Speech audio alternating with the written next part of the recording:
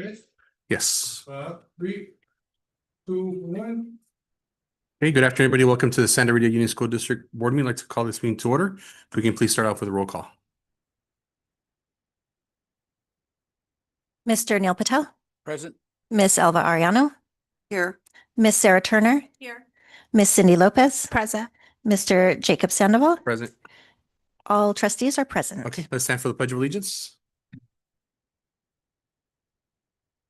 Ready? Begins. Pledge allegiance to the flag of the United States of America, and to the republic for which it stands, one nation, under God, indivisible, with liberty and justice for all.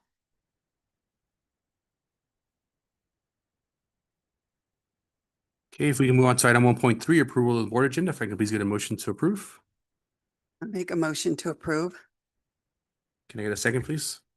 Second. All those in favor say aye. Aye. Aye.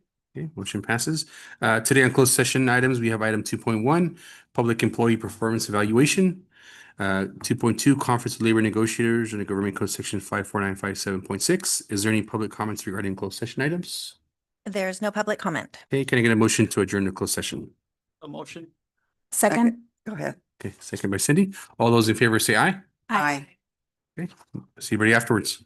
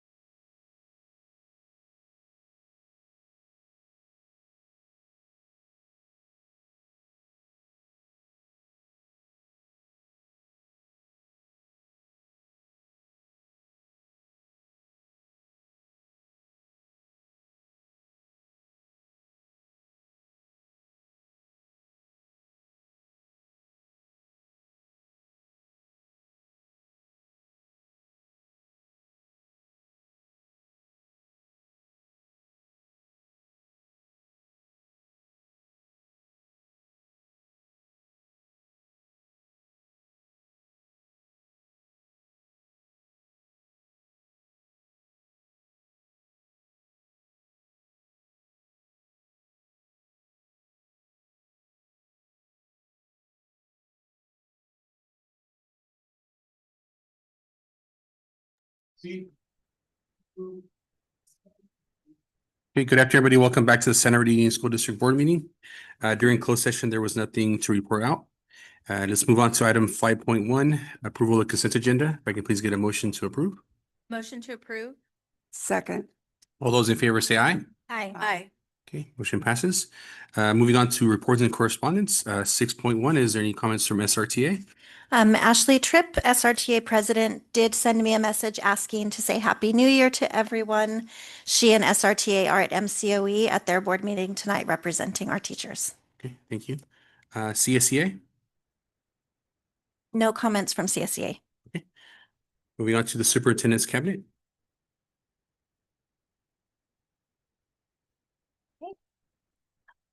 Director of, who's first over there? Thank you, I can't see him. Director of Nutritional Services, Chuck Helm. For the state of the district. Let's press that button. I'll save my report for the state of the district. Thank you. Director of Technology and Innovation, Krisha Kerpool. I'll also save mine for the state of the district. Thank you. Director of Engagement and School Climate, Dr. Summer Prather-Smith. I'm glad they saved theirs because I have a lot. No. Thank you all. So there's a couple of handouts that you have in front of you. First is our flyer for our upcoming town hall that will be at Santa Rita Elementary on February 23rd. The focus of the town hall for our third town hall will be campus health and safety.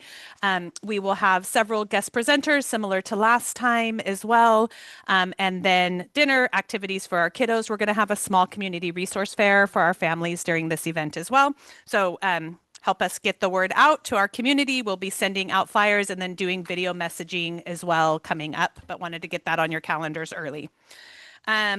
Next, I have our Safe Routes to School becoming a walking school bus volunteer. If you remember at our last town hall, we had the Safe Routes to School team there. They did the crossing guard training, and this is the next series of trainings. And just a reminder that that walking school bus is led by parents. They meet students at a certain spot, walk them to and from school just to have that additional supervision. So that's coming up on January 26th at Santa Rita Elementary. Information has been going out, but we appreciate if the community can share that as well.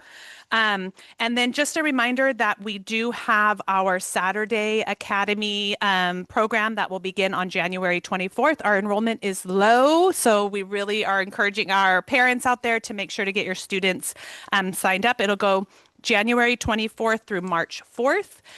Classes are 8:30 to 12:30 with extended care going till 5 p.m. if families choose. And then my last item, Gilbert, if you can pull up that video, I will be bringing to the board at our next meeting. If you remember, as part of our after school program, we are doing Destination Imagination, which is kind of a challenge. One site, we're piloting at one site. Grant Howerton chose to take on 2 teams for us. And so we will be going to the regional tournament, which will take place in Fresno, Clovis area on February 28th. That will be an overnight trip. So that's why I'll be bringing it to you guys at the next meeting. We're going to be taking 13 students, and then it will be myself, Mr. Howerton, Dr. Katis, Amy Choate, our ELOP TOSA, and then either Tina Ramos or Becky Moore, kind of depending, as our last. Dr. Katis and I get to be judges, not for our own teams, but we're really excited. If any of you have spent any time with Dr. Katis, you know she's hilarious. So she's going to get to judge the improv, which is one of the areas. So I'm really excited, but I wanted to give you just a brief preview of what it looks like for this year. Ready to create your own game show or maybe build a super powered costume? Welcome to the Destination Imagination Challenge Experience, where you are the inventor, performer, scientist, and hero of your own adventure. This season, there are 7 all-new challenges, and they're all waiting for one thing: you.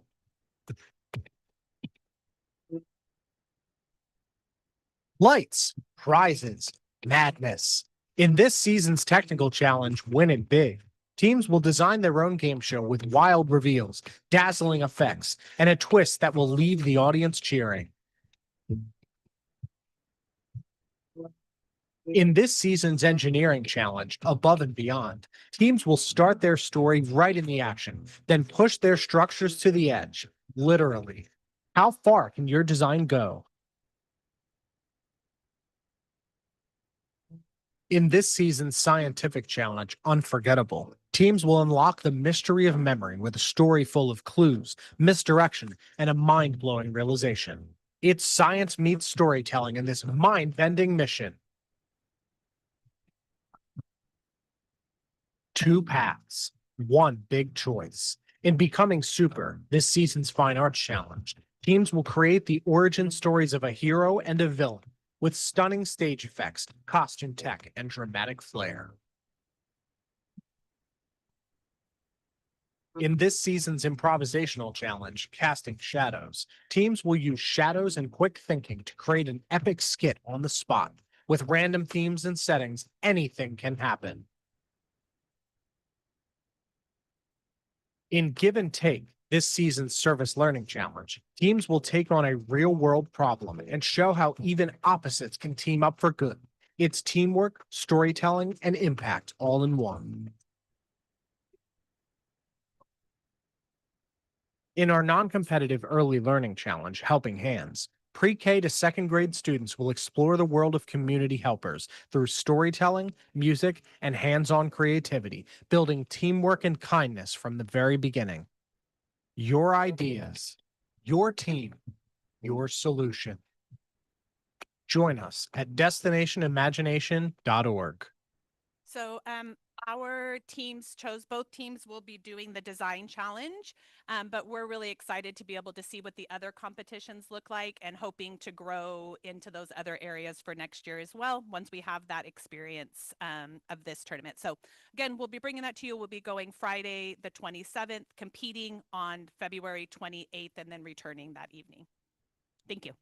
So that's the first year. This is the first year. This is the first year. Okay. So nobody else in Monterey County is doing DI. So several other areas are doing it. So we've been stumbling along. She keeps calling me and saying, I know this is your first year. Did you register your team? And I'm like, no. I know this is your first year. Do they have a name? I will get it to you by the end of the day. So they've been amazing and supportive of our students being here. And Mr. Howerton did a great job of really picking students who are going to benefit from this experience. So it's not our most academic student. It's not our most amazingly well-behaved student. It's a great mix of students that we know that this can really be a life-changing opportunity for them. So thank you to Mr. Howerton for taking this on as a pilot. And again, we're excited to grow next year, but yeah. Any questions or comments from the board? Okay, thank you. I'll call on myself, Becky Moore, Assistant Superintendent. And the only thing that I want to share is that Dr. Alderman is also at MCOE this evening, representing Santa Rita at their board meeting, which is why I'm here with you tonight in this capacity. Thank you. Okay, Mr. Neil Patel. All right. Thank you, Mr. President. I wanted to read into record. I also was concerned with what the MCOE possibly is approving tonight. So I did write a letter on behalf of myself as a trustee of Santa Rita District. I was hoping I get your Yeah, definitely. okay to read it in the Yes. record. All right. So this record is this letter is to the Monterey County Board of Education, dear President and members of Monterey County School Board Association. I'm sorry, Monterey County Board of Education. My name is Neil Patel, and I'm a school board trustee with the Santa Rita School District, as well as being a teacher in the Salinas Union High School District. I'm writing you to encourage the denial of the Navigator Schools Charter petition. My reasons for this are, and I've listed 4 bullet points. The first one, I am a true believer in equal and equitable public education for all students, especially for those with special needs and require additional support services. Charter schools, by their very nature, funding, and size, do not provide such services at an equitable level as do our school districts in Monterey County. Point number 2, school districts across our county are facing a decrease in enrollment, which has and will result in less ADA funding. With your approval with this petition, you'll be taking away vitally needed dollars from them and thus putting them in an even worsening financial position. This will force districts to reduce services to their special needs community. In essence, you would be purposely choosing to sacrifice those services for the disadvantaged, for the sake of the few advantaged, who will benefit from charter schools. This makes no logical or financial sense. Does MCOE have additional dollars to supplement this loss of revenue to make school districts' budgets whole due to the potential of approval by this board? Point 3, students and parents who want to advocate for a better choice of an educational environment already have an avenue to make this happen through interdistrict and intra-district transfer processes, as well as appealing it to you as the ultimate appealing authority for the county. I chose to be and was elected as a school board trustee for over a decade now, as well as being a public high school teacher for over 25 years. The loss of funding for our districts with your potential approval will have long and wide-lasting negative repercussions to our educational community, in which thousands of educators have dedicated their lives to improve over the years. I ask you with all due respect, what will your legacy be by approving this charter school petition? Thank you for your time and consideration. Neil Patel, School Board Trustee, Santa Rita School District. You know, I wish we were in an environment where we didn't have a situation where you're robbing Peter to pay Paul. But unfortunately, that is a situation being created by this petition. When I think of public education, I think of education provided to all with your abilities and disabilities and challenges. But the idea that charter schools can take away students and then provide them an education with tax dollars, and yet exclude students and services for those who are the most needy, I find it discriminatory. I find it unfair, especially with public dollars. And the idea of these charter schools, who most of the students who go there have parents who are very involved in their education. And yes, they will have higher test scores, but when you nit and pick and you take the highest performing students, and then you show us results, you're comparing apples to oranges. You take all the students and then show us your results. And so I think it's unfair for any charter school to come and say, look at all the great things we do, when they don't take everyone into account. I have family members who are handicapped, who have special needs. I myself needed special services because I used to stutter. But the idea that in this day, those things that are needed by my family or myself could be not available to me, and those tax dollars taken away from an institution who could do it for me, I think it directly discriminatory to the most needy of our community. So I feel very strongly about opposing this petition for charter schools, especially with the fact that, once again, charter schools, by their nature, if they're not going to include all, then you are discriminating if you're using public funds. Thank you very much. Okay, thank you, Neil. Ms. Alvarado? Yes, thank you, Neil. That was very well said. I also was sent the petition, and I signed it and sent it off. I'm just surprised that they're back again, because they were advocating for this like about 10 years ago, maybe 9 or 10 years, and now they're back, and hopefully, we don't have to worry about it. Well, we're going to see what the vote is tonight. Aside from that, I didn't have any other things to report. However, I did want to mention that right prior to the closed session, we went to, right before closed session, we went over to take a picture of the mural and to look at the mural. And it is a beautiful mural that represents our community, our school community. And it was just amazing. The colors, if anybody gets a chance to go, please go over there and just check it out. It's just beautiful. That's all I could say.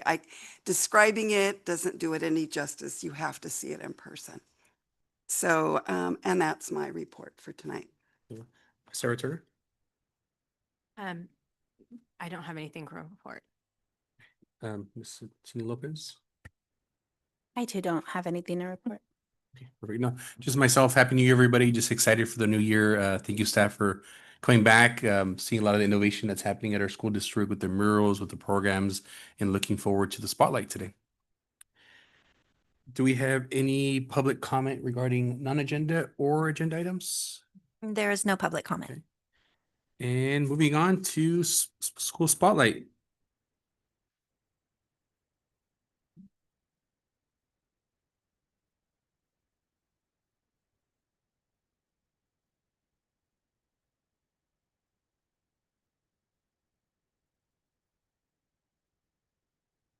Thank you.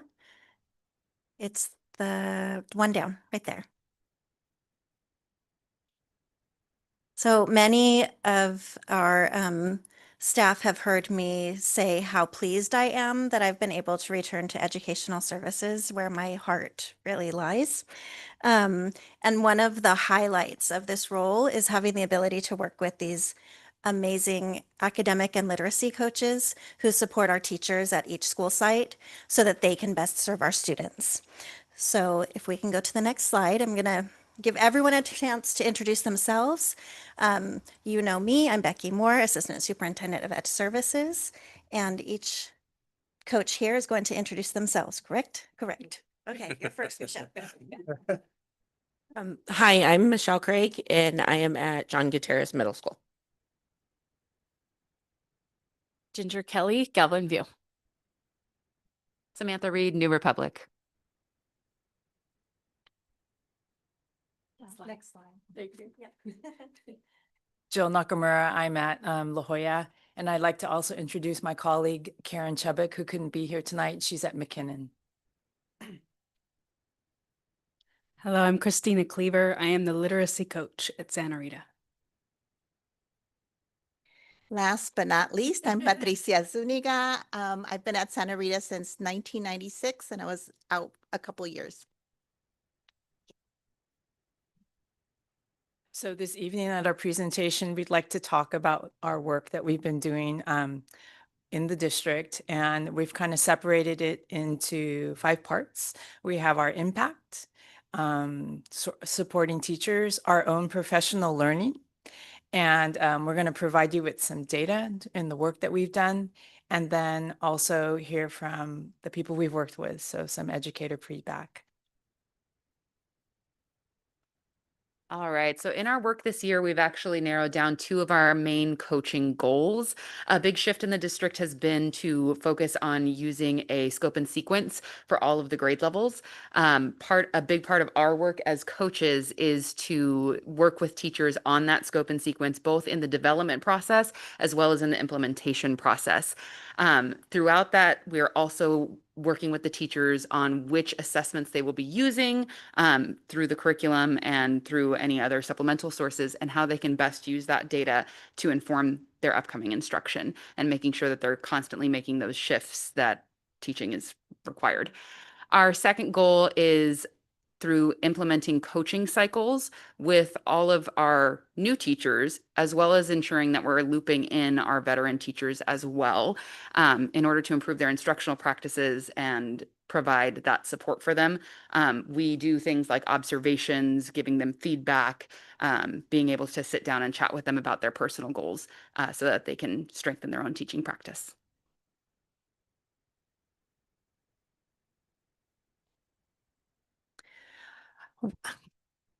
The next part is about impact cycles. We've been receiving training from instructional coaching group, and this year we were able to have one where it focused exclusively on coaching, and you can see us learning.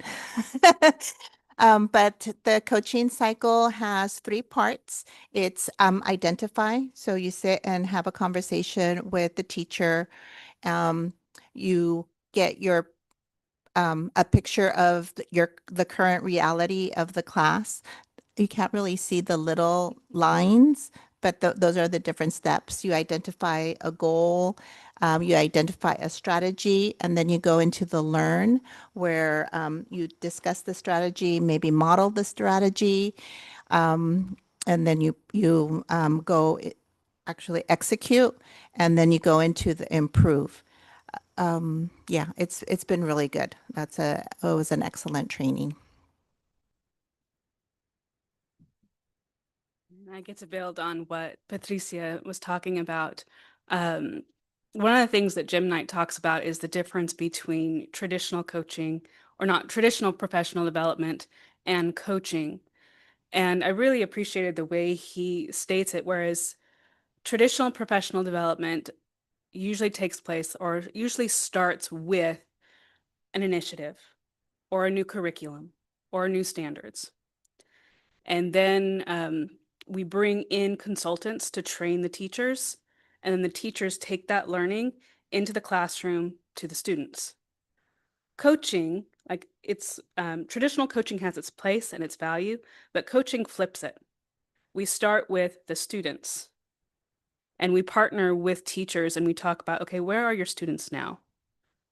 And then what are your goals and dreams and hopes for your students? And then we look a little bit further. Okay, now that we've set a goal, what are some strategies that we can use to help your students reach that goal? And then we research and apply and practice. And that's where coaching really comes into play, is we get to go in with teachers into their classrooms and help them to practice these strategies, help them to hone these strategies, not for themselves, but to see progress in their students and to see the development of their students. So it's kind of backwards. We start with the students versus the initiative first. So some ways that we help teachers practice and to hone these skills and to work towards their goals for their students is we may go in and model lessons or model strategies so that they have a visual of what it looks like with their students. What does the strategy look like with their students? We may co-teach a lesson.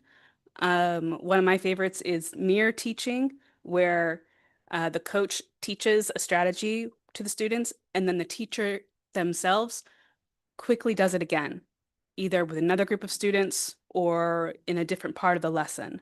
But that way it's that immediate practice, immediate feedback in the classroom with their students. We may provide strategies or work on classroom management, routines, strategies to support students who may have higher needs in behavior, all to create an environment that's conducive to learning for all students. We look at data analysis and data chats. We do this individually with teachers on their progress monitoring for their own goals, but also site-wide. We've conducted data chats with grade level teams as a whole site, working together to improve the entire site's data. We may video a teacher's lesson to facilitate conversation within the impact cycle.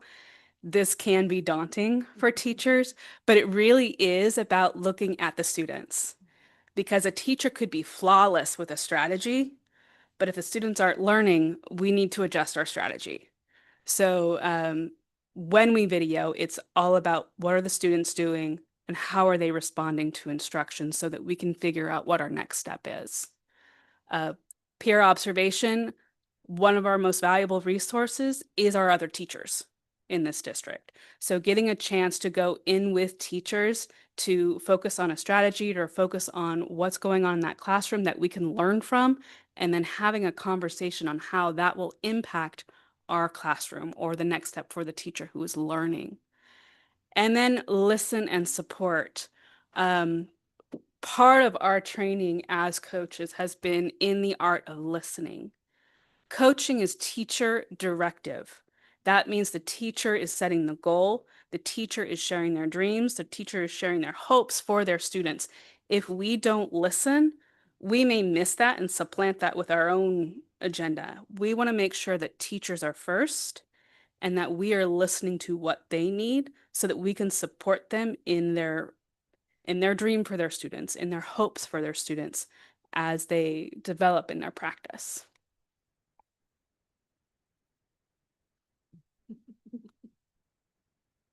Sorry, you bring this up. Hi again. Something else that's very, very important to us is PD and PLC time. We are not in the classroom with students every day. That does not mean we are not still teachers at heart. We all got into education because we love to learn. We, want to continue. We want to practice and grow as educators. And so these two are very important to us. PD times.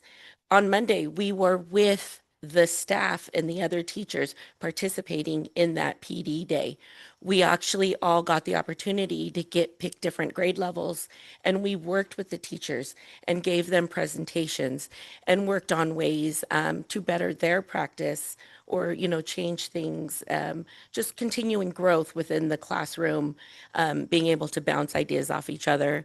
PLC time on Wednesdays, whether we do middle school or we do the elementary schools, we get to meet with the teachers. We are looking at data. We are looking at test scores. We are looking at lessons and, what works in your classroom? How can we collaborate that and, benefit other teachers and have them help them in their classroom? And so, and then we also get to participate in our own, besides just without the teachers, our own growth and our own. I know we're doing one next week about iReady and just learning about different ways we can better support the teachers.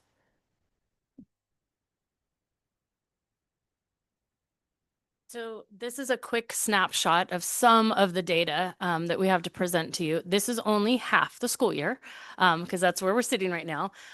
When we looked at all 7 of us, we have 6 that have teachers who have completed a full impact cycle as of December. We have 17 impact cycles in progress, whether that's our new teachers, our interns, our veteran teachers, whoever comes to us and want some help in some area. The PD sessions delivered are kind of what Michelle talked about. Those can be the all-day PDs that we've had district-wide, our Wednesdays. Every once in a while, we throw a little something into a faculty meeting if it's appropriate. Here's something that we need to share with everyone. So collectively, we've done that 45 times.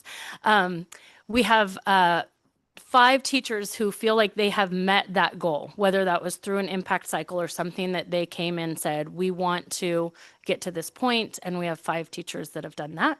And then our nice big number at the end is our coaching conversations.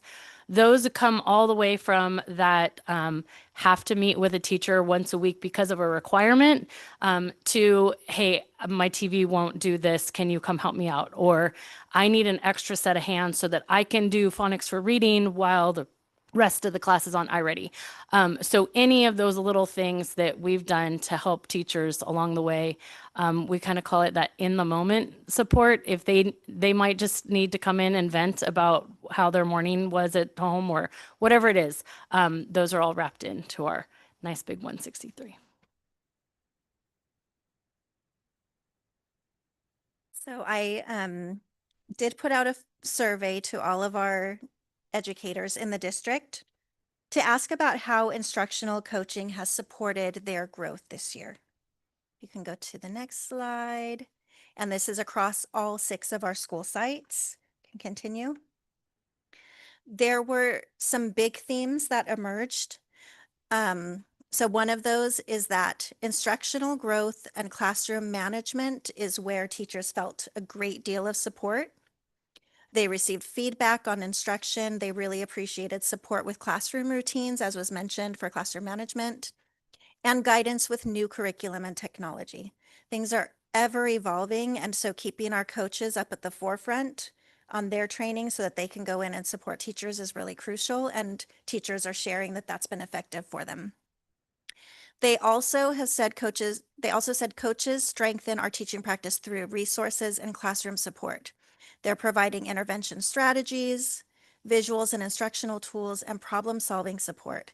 And sometimes listening to that teacher vent for a few minutes with a timer on it, so it's not like your whole coaching time, but enough so that they can get that thing off of their mind and then focus on what's important now is really critical. And teachers are very isolated most of the day. They're in a classroom with students and not with other adults for the most part. And so having that person who is a safe person that they can talk to and get support from is really critical. And our teachers are saying that that's important to them. Here are some quotes that supported those themes that evolved. This was all analyzed through AI in our Parsec reel. So one person said she has provided resources for visuals and my intervention small groups. She answers my daily questions and helps me problem solve. And a third one is she has been most helpful with my daily instruction and classroom management. And there are many more. I just picked a few out to support these themes. Next, we asked some questions about what additional supports educators would want to meet student needs. And so some of the big ideas that came forward were support for diverse learners. We have students who have various needs within every single classroom, and meeting all of those various needs is complicated. So those are things we want to continue working on, better supporting our teachers with. Our teachers also really appreciate the modeling, observation, and feedback, and they want more of it, is what we heard through this survey. So all of these pieces of input are driving our next steps in coaching as we continue to train. I think I have another slide with some quotes there. Yep.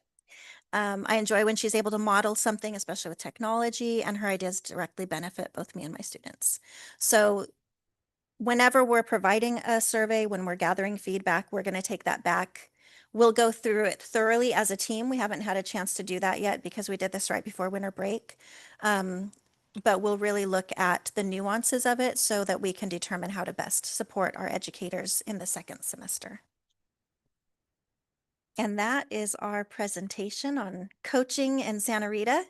Do you have any questions for our coaches or for me? No, thank you for the presentation.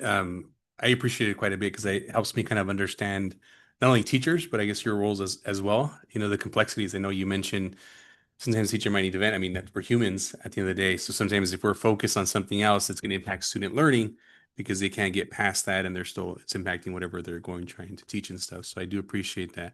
I know you guys had mentioned there's different cycles. How do you determine, I know one aspect might be if a teacher reaches out, right? And then one is obviously if they're forced to be there, if something kind of come up.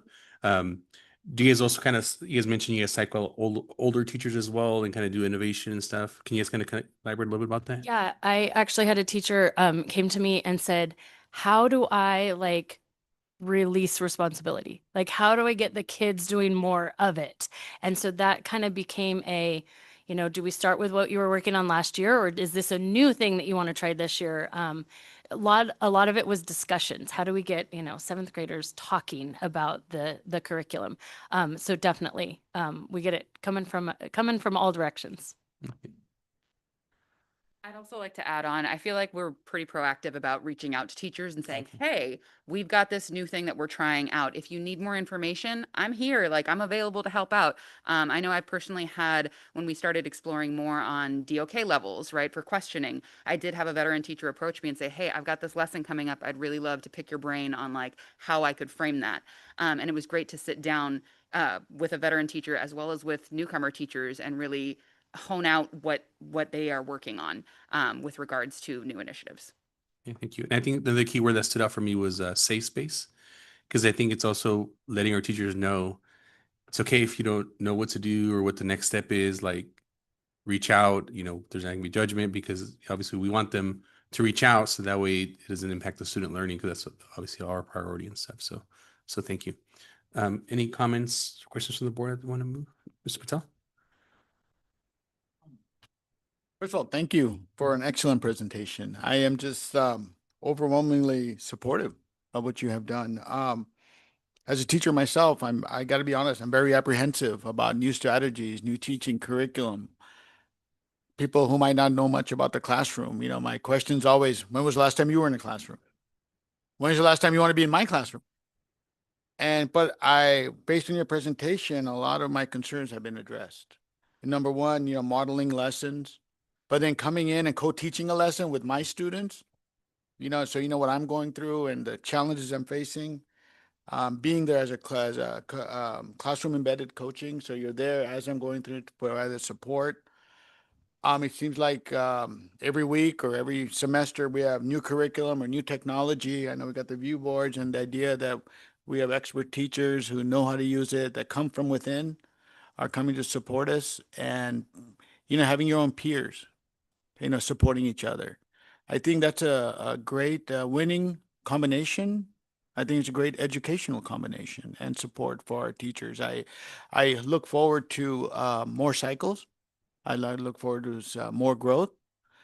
But once again, you've addressed all my concerns regarding, how do we implement new things into the classroom without, being apprehensive like as I am. And I'm sure there's a lot of teachers are out there as well. So continue the great work. Thank you for being there for teachers and for kids. Um, it's come a long way since because I was a coach, a reading coach. And I'll tell you, you have the best guidelines right now. Because when I was a reading coach, I think the teachers felt intimidated by us. And that's when we first started, when you started to hear about reading coaches. And it's just so nice to see that teachers are receptive and kids are receptive. And that's what we want. We want that team building with teachers and with the kids. So I commend you all. I think you guys are all doing a great job, all of you. And Becky, thank you for facilitating this. So thank you very much. Thank you for your hard work. We all know that it's hard to be in education now. It's hard. And the support of your colleagues can make all the difference. And we want our schools to be safe for our children and warm and welcoming places. And we want them to be safe for our staff and warm and welcoming places. So thank you for all your hard work in accomplishing that. Going off of what the trustees say, this side over here, they're the ones that are in education, they know it. Me and Jacob are not, but hearing like how Mr. Patel said, it's very different when you're behind the wheel, right? And then a passenger, and you guys are doing that. You guys are, yes, you're gonna be the driver, be the passenger, but we're switching over. And most importantly, like how Jacob said, or for the teachers to trust and know, like, hey, it's okay to come and ask. But also, what I liked and stood out to me was like how the kids, right? Because all the kids learn different, right? So everybody, a teacher could be like, nope, I know this and this, no, for some reason, she's not, no, like knowing that that's the direction, like that stood out to me because each student learns differently. And what, a group of kids could pick up in 5 minutes, it could take another one, a longer time. So that really stood out to me. And I think you guys are doing a great job. So thank you for that. I do have another question. How are the ratio? Because each of you is at a different school site as far as like the number of teachers to coaches that are there. It's about even. Yeah, Yeah. our enrollment has really become much more balanced this year, Okay. which means our teaching staff is more balanced.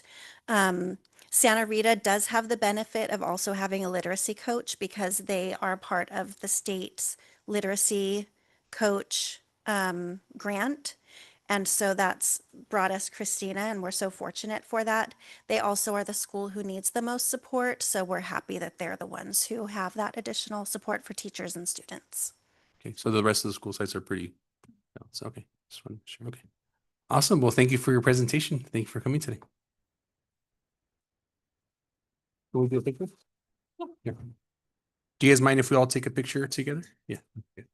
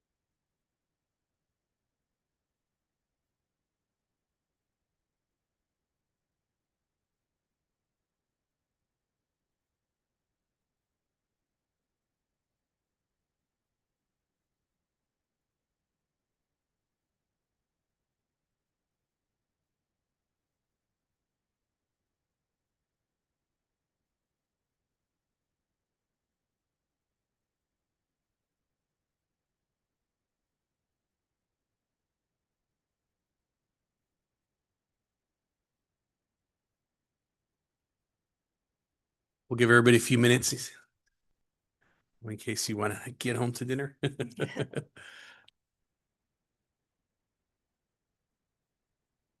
will you pull that door closed? Yeah. You can open it back up if you need.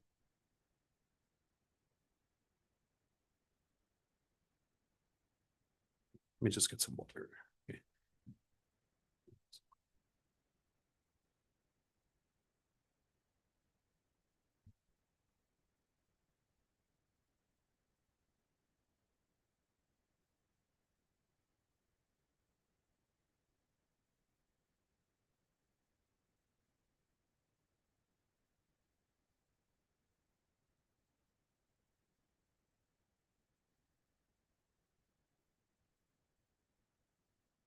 Yes.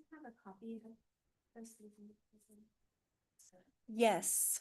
I wrote on, we have more in Melissa's office. I can do them. There's some No, on the we took table them in all. Melissa's office. I'll print it and have Amy bring it. There's extras in there I think those are the older ones because I only made a. during closed session.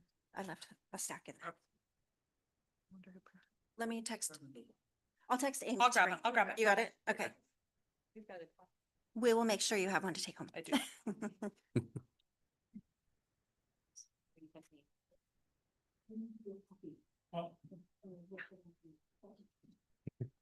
Okay, we're going to move on to 9.1 and memorandum recognition. The board will receive a presentation honoring current and former Santa Rita School District employees who have passed away during the prior calendar year.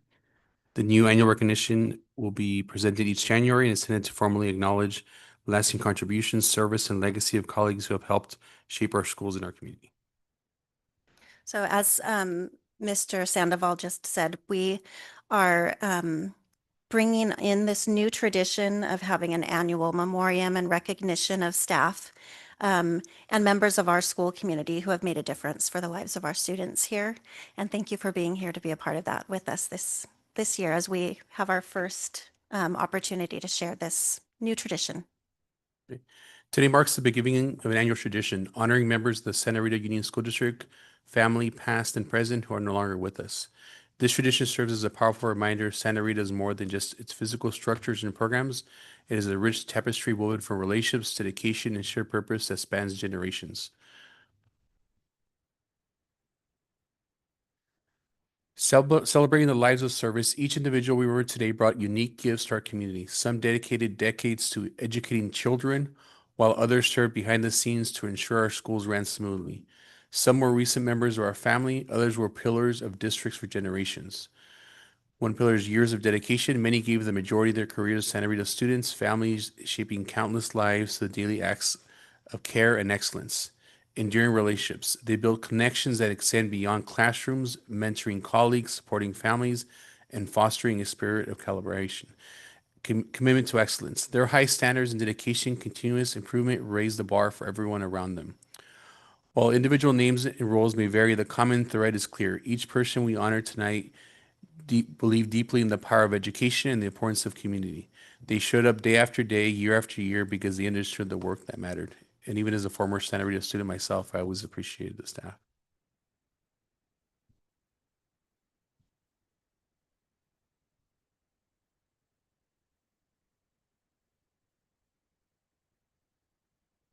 Hey, Bill Bono, Santa Board President and substitute teacher. He had 16 years of service as Santa Rita Union School Board member, 15 years as substitute teacher. He believed deeply in education and community. She served as a trustee for the Santa Rita School Board for 16 years. During her tenure as board president, she oversaw the construction of Gavilan View Middle School, a testament to her leadership and dedication to the community.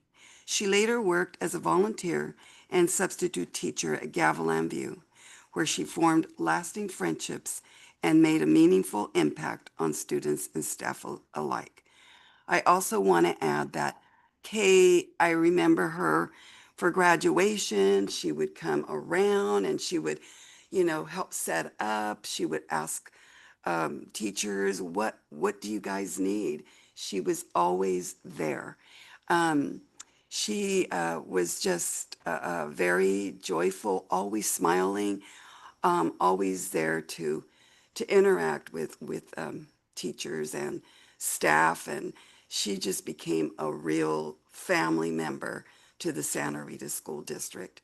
Wonderful lady, love her. Thank you for giving her to us. She was truly a pillar in this community. She sure did, Mr. Del Bono. She sure did. And I'm just proud to have known her. And I will remember her always.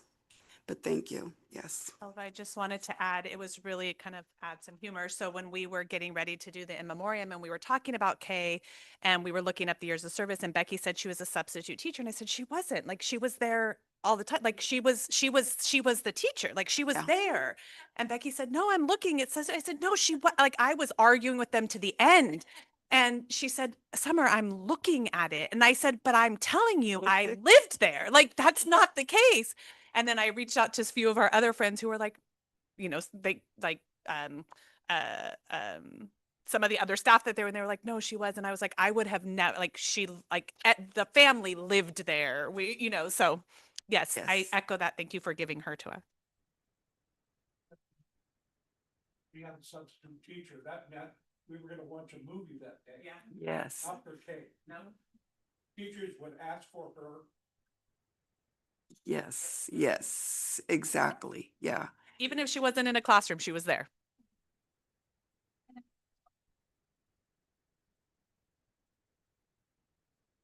Was interested in supporting schools. I asked her to help out in my classroom. I wanted her to be a leader. Yeah. And it's Miss Foster's classroom. Yes, I remember Mrs. Foster. Nice. She gave us little Sundays from McDonald's campaign, and she seemed like she was always there. She loved it. She sure did, and she was very active in everything that she did.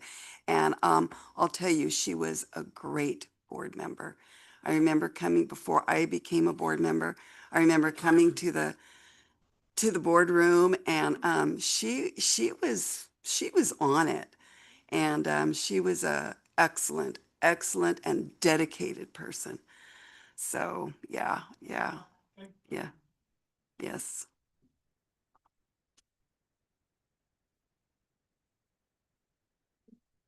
Oh, John Trapani. Oh.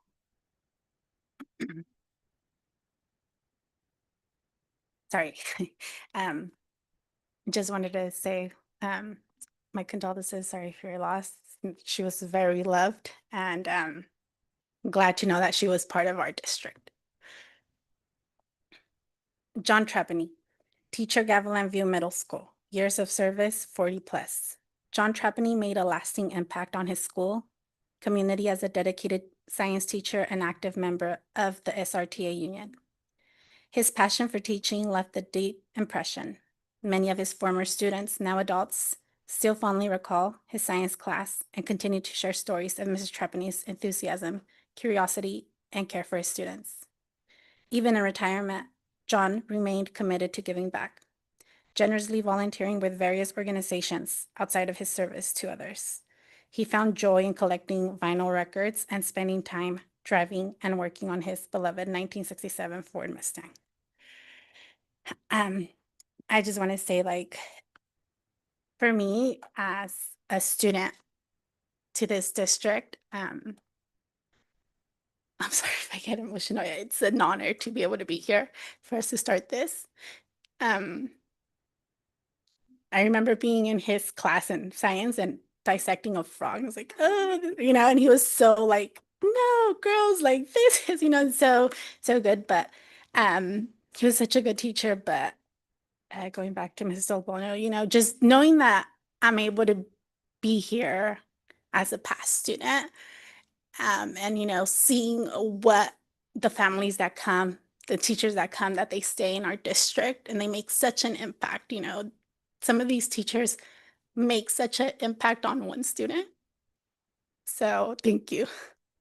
And, you know, sure, of course, yeah. We have a tree in my house. We've got an owl up there. And when owls eat little mice, they swallow them whole, and then they regurgitate the mice in the fur. Ooh. Went outside and I found all these little fur balls laying on the ground. And I gave them to Trappan. I know thing. And I think Jennifer, you were his student. But his science class was so much fun. And I remember he brought his wife. He brought his wife pickled placenta.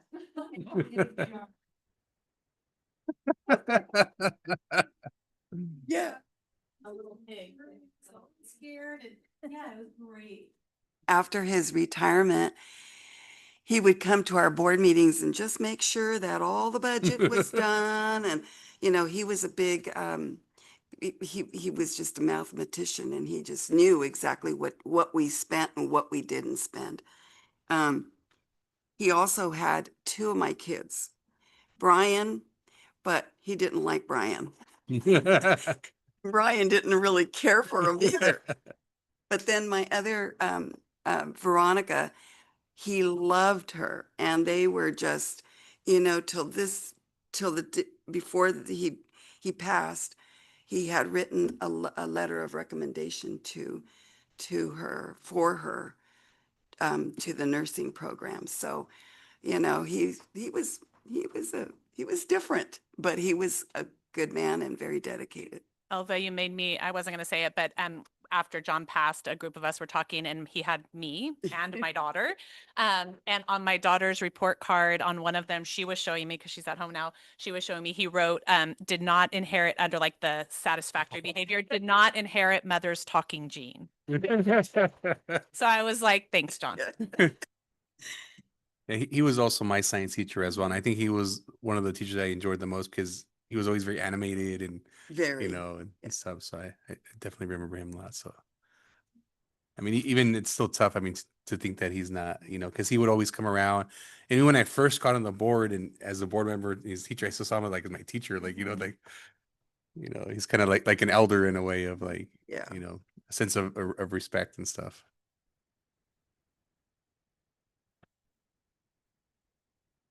Just a quick comment. You know, I didn't know John as well as you did over the years, but I just remember him when I first got on the board. He was the first person that called me. He's all, you know, he's like telling me about his role in the union. And, you know, a couple of things that really stuck to me was how much he still fought for the unions once he did retire. And he emphasized to me two critical things. And that was always pay teachers what they're worth, pay the staff what they're worth, and make sure they have good working environment. You know, and he would constantly, like you said, go over the numbers. And, you know, he was the one that actually proposed this idea. Why don't you compare our teachers to other districts and make sure we're, you know, in line with all the other districts and be on the leading edge of that. And I think that has driven our district since then. And the other thing was working conditions. You know, we have too many students. And I remember when I first came on, we really worked on that hard in terms of reducing class size. And even today, you know, he's not here, but the idea of being involved with the union and protecting the rights of our teachers and staff, you know, it's still deeply ingrained in me. And, you know, it just reaffirms our commitment to our staff. But the fact that he continued to do that after retirement says everything about him. You know, while others go off onto the sunset or do whatever, he was like, no, I'm going to be here. I'm going to look at the numbers. I'm going to take care of those who haven't retired yet. So that's what I really appreciated about him. Thank you. Are you reading around us?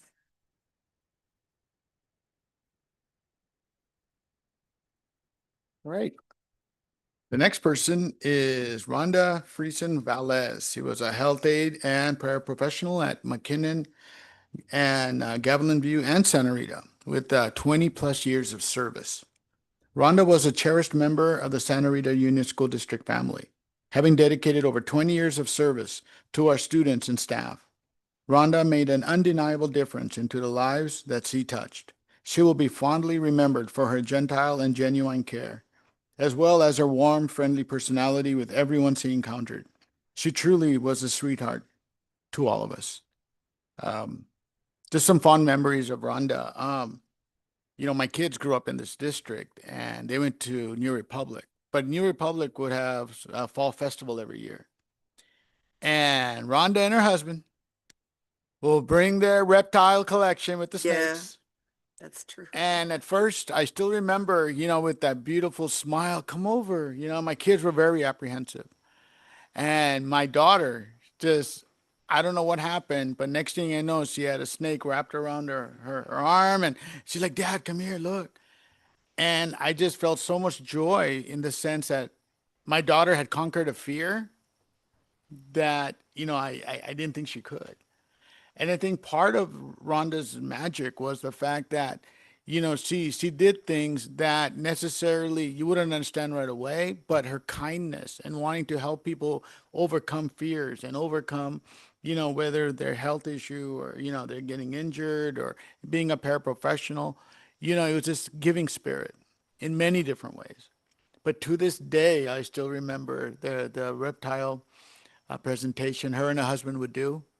And that was the number one place where all the students would want to go first, and touch and feel. And I'm like, wow, this is a great way to introduce science, introduce species, overcoming fear, creating an understanding and love of things you might not know or understand. You know, her presence and her ability to do that, transcended many other areas that, we try to do in education. So for that, I say thank you very much, Rhonda, for everything you did. I was gonna say I always appreciated her positive energy. Like whatever the day was, she'd be like, "Hey, Mr. Sandoval," and it just like you felt good. Just that energy that she would always bring. I always appreciated that about her. Yeah, I appreciated. I was where when we were going for the bond meeting with CSEA leadership, which she was part of the leadership team at that point, and them saying like, "Hey, how can we help you?" And they had ideas. They came forward and said, "We're going to take this piece. We're going to go do this for you." And so I think, every new classroom, every, new facility that we're able to have for the children, she's part of that because that leadership team was one of the people that made it happen. I'll add that when I first came to this district working in HR, Rhonda is one of the CSCA representatives that worked with me and supported employees when we were having disciplinary types of conversations. And I always appreciated how Rhonda could make an employee feel more comfortable and be able to explain things in ways that employees who had different backgrounds could understand. You don't always think that as district administrators, we rely so much on our partnerships with our labor reps, but she was well trained in how to be a shop steward and represent her employees, and that made a big difference for the employees and for our relationships with those employees. So I'm really grateful to her for that. And I wanted to add also just her impact with students as well. I know when my son first attended Gavilan View, she was one of the first people he got to meet on campus, and they just had this connection. And so, and she would call me because when she was a health aide, she's like, "Oh, I don't know." And sometimes I'm like, "Is he there just to visit you?" Or so, yeah, just a very caring heart. Very much. No, of course not. Okay. Okay, thank you for coming. We appreciate you guys. Okay, bye. Thank you. Thank you.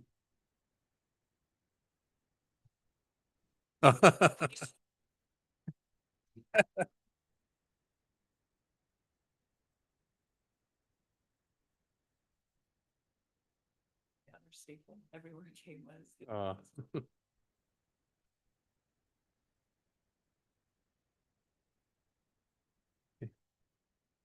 Jesus Jesse Rico, head custodian, Santa Rita and McKinnon Elementary. 30 plus years of service. Jesse Rico was dedicated to his job, both where he started at Santa Rita Elementary School and when he retired at McKinnon Elementary School. Jesse trained and instilled in those that replaced him in the same dedication to their job as he did. Jesse always made sure McKinnon School looked immaculate and presentable. Jesse Rico is missed dearly and will always be McKinnon's shining star. I remember Jesse. I'm not from McKinnon, from Santa Rita when I was there. and he was the favorite custodian of all of us. He was so nice. Would always be like, "Hey, pick up your trash." He had that stern voice that we would have to listen to the man, but yet he was so nice and like made sure that each kid was like, nope, treated right, treated nice. So I remember him. May he rest in peace.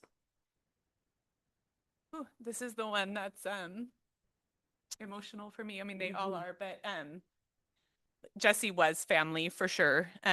Jesse, we started, of course, Santa Rita, and then he opened McKinnon with us. And Jesse was far more than any title you could give to him. He was our caretaker. He made sure that everybody was taken care of, from an immaculate classroom to pulling out his grill and grilling lunch to make sure that we all had something to eat.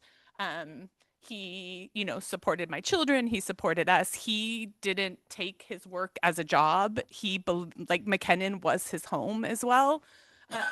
He was an enormous Raiders fan. If any of you know him, you would Yes. know, die hard no matter how they did.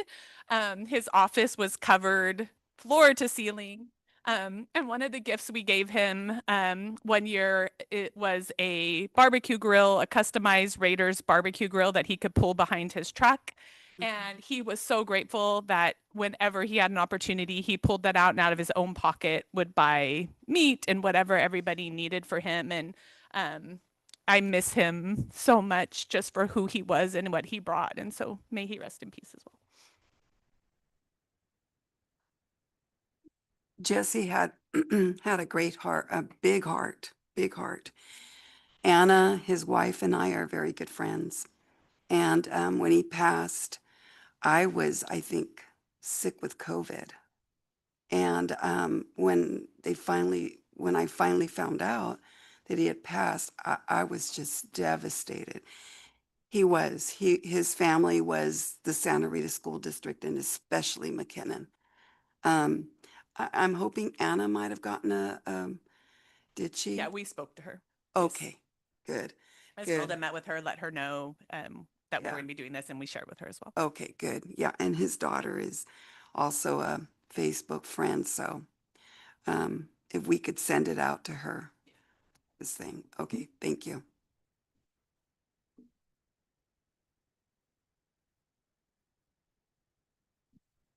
Okay. Next up is one of our great employees, Debbie Bijovich. She was a yard duty and a paraprofessional. She served for 4 years in the Santa Rita School District. Here's with some comments from a fellow new teacher. It is, Debbie was one of our first crossing guards at Santa Rita. She was a great paraprofessional and had a great sense of humor, always smiling and making sure students were on task or behaving well. I appreciate her friendship as I started teaching a couple of years ago. I asked to choose Debbie to speak for her because my wife is also a paraprofessional. And, to me, it's not the number of years, but the quality of years and your dedication to this district. Whether it be 1 year, 4 year, 20 years, 40 years, the thing is you made a commitment. And for her to protect our students crossing the street, making sure they get to our schools in a safe manner, it's part of the village that we always talk about and how to, create a great educational system. So whether it's a board member all the way down to a paraprofessional, healthcare, everyone is equal, so I really wanted to emphasize that. And I want to say thank you to her family and thank you to her for your service.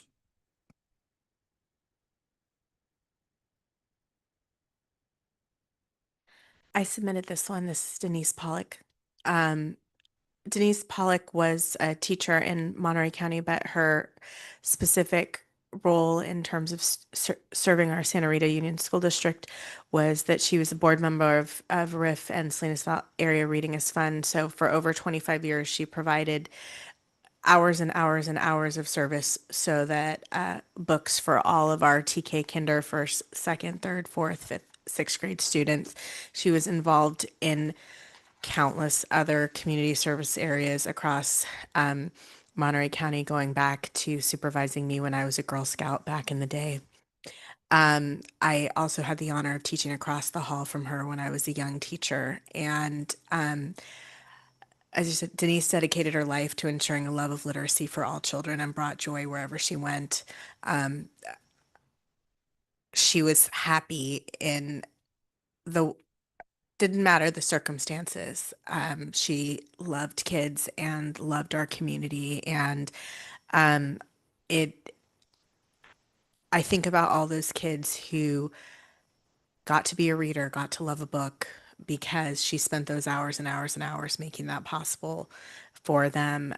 When she passed, I was reading on Facebook, all of these people, she was my favorite teacher. She's my favorite teacher. She's my, just over and over. So there's hundreds of students that were special to her, and there's thousands of kids that got books because of all the hours that she put in to do that.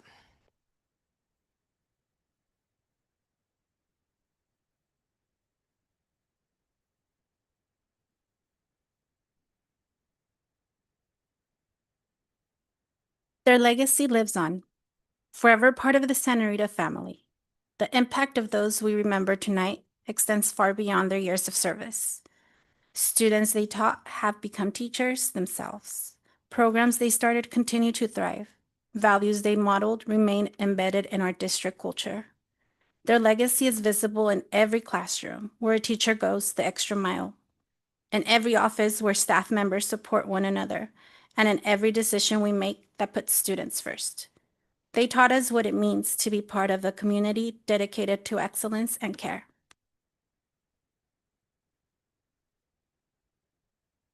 We invite you to join us in a moment of silence in honor of those we remember tonight. In this quiet pause, we hold space for reflection, for memories of laughter in hallways, wisdom shared in meetings, kindness shown in difficult moments, and the countless small acts that build our community. We remember not only their professional contributions, but also their humanity, their humor, their warmth, their perseverance through challenges, and their celebration of students' successes as if they were their own.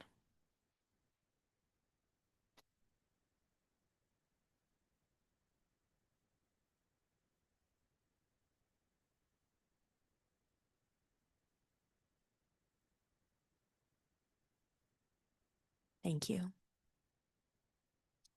Okay, thank you, everybody, for in kind of our conversation, and I don't know how appropriate it is if we can ask the families, but I know there'd be a lot of people in the community who would probably want to know. I'm not sure if it's possible to do like a slideshow on social media, maybe with the presentation, obviously fixing Rhonda's Yeah. It's just because when it's PDF. PDF, yeah. But I think it'd be because I was just thinking a lot of students would have that reflection and then also maybe comments and say, hey, I remember I had them, they were a big pillar. Because I think it also kind of helps them have reflection on their own lives and how important people are sometimes. So And I would just want to say thank you to the district office who they've started this it's the beginning of the memorial or memoriam. I think it's just a great thing to add to our agenda every January. I think we're going to do it. I just know that when Jennifer called me and told me if it was okay, if we can have a memoriam for her mom, I just wanted it to get on board. But thanks to you all that you came through with it. And now it's going to be part of our legacy. okay.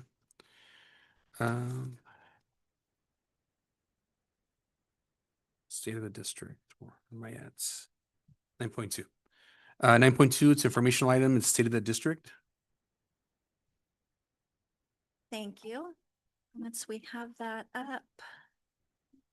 There we go. This is our state of the district for Santa Rita for our third quarter in the school district, looking at where we are now and where we're headed for the remainder of this school year. We're going to talk about these topics: academic engagement, human resources, attendance, student discipline and intervention, technology and innovation, facilities, and nutrition.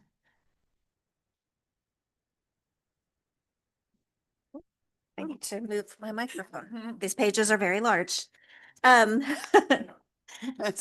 For academic engagement, I will be bringing to you our state data and some of the data that's measured in our LCAP at our first meeting in February when we do our mid-year report. So I decided instead to focus on our newest set of local data, which is M-Class Dibbles. That is our newly implemented reading difficulty screener for grades K through 6. This is our first year implementing this program, this reading screener. And we now have beginning of year and hot off the press middle of year data. And so I chose just a couple of highlights there to show you how this data works, what we're doing in our reflection on that data as we move forward through this quarter, and then what our next steps will be with it. Okay, so the first measure that I pulled out for us to look at a little bit more deeply is phonemic awareness. This is one of the early literacy skills for students in K and 1. And you can see on the benchmark performance that we have for beginning of year. Let's see, does this laser work? It does, right there. This is the beginning of year data for that particular measure for K and 1. And just below it is the middle of year. And what you'll notice is that the well below benchmark actually increased instead of decreased. Our yellow decreased. Where you see in the second row, I'm trying not to hit Summer's computer, where it's 11%, but next to it you see these white and green lines. That's a small segment of students who have now tested out of that altogether. They met that proficiency. And we have the students who are above, and I'm not I need to dig in deeper about like what's the difference between I tested out and I'm above. So I have a meeting coming up with our consultants from M-Class. They're also going to be coming to work with our principals and really help us understand that. But I thought that that was interesting to look at.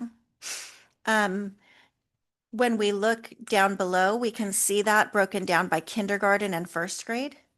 The same data, but you can see for kindergarten is where we're seeing that increase in students who are below standard. In grade 1, our students are actually making better progress.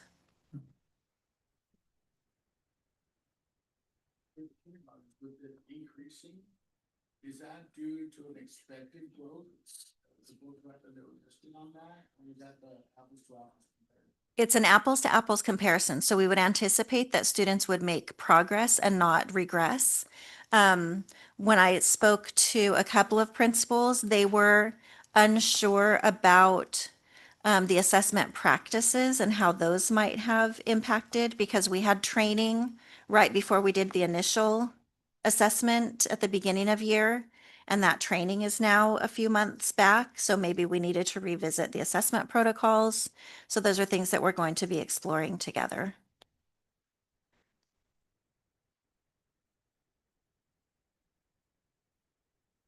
Continuing for phonemic awareness, we are now looking at it by school site. And I'll just let you take a quick glance at that. There's nothing much different here, but there is some variance from school site to school site in the student performance.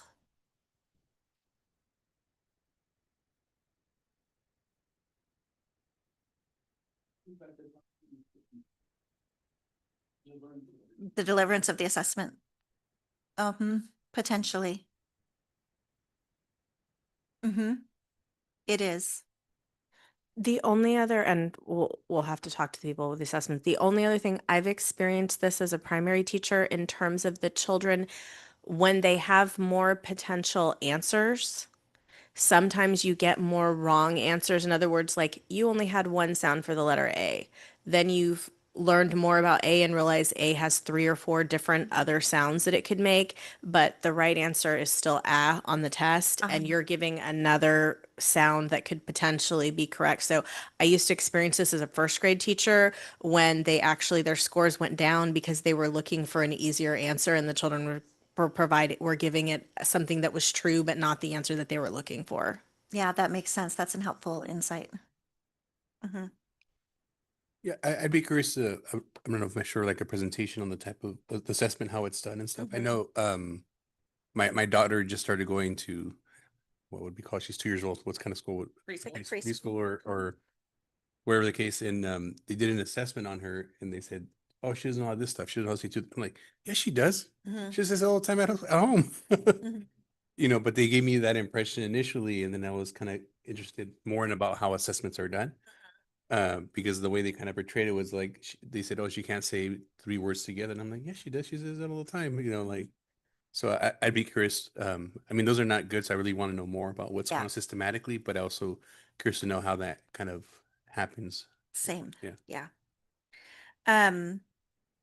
For our next set of data, this is a measure that's given in grades 1 through 6, and it's oral reading fluency. So again, we have by grade what those scores look like, as well as the district overall at this top space. And we can see here that we did have students who moved from at grade level to above. We have some students in this below, potentially a couple who moved into at and a couple who moved into below.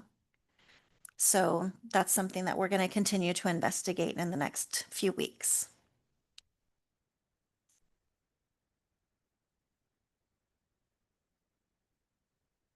This is that same data again, but by school site on the next page of your presentation.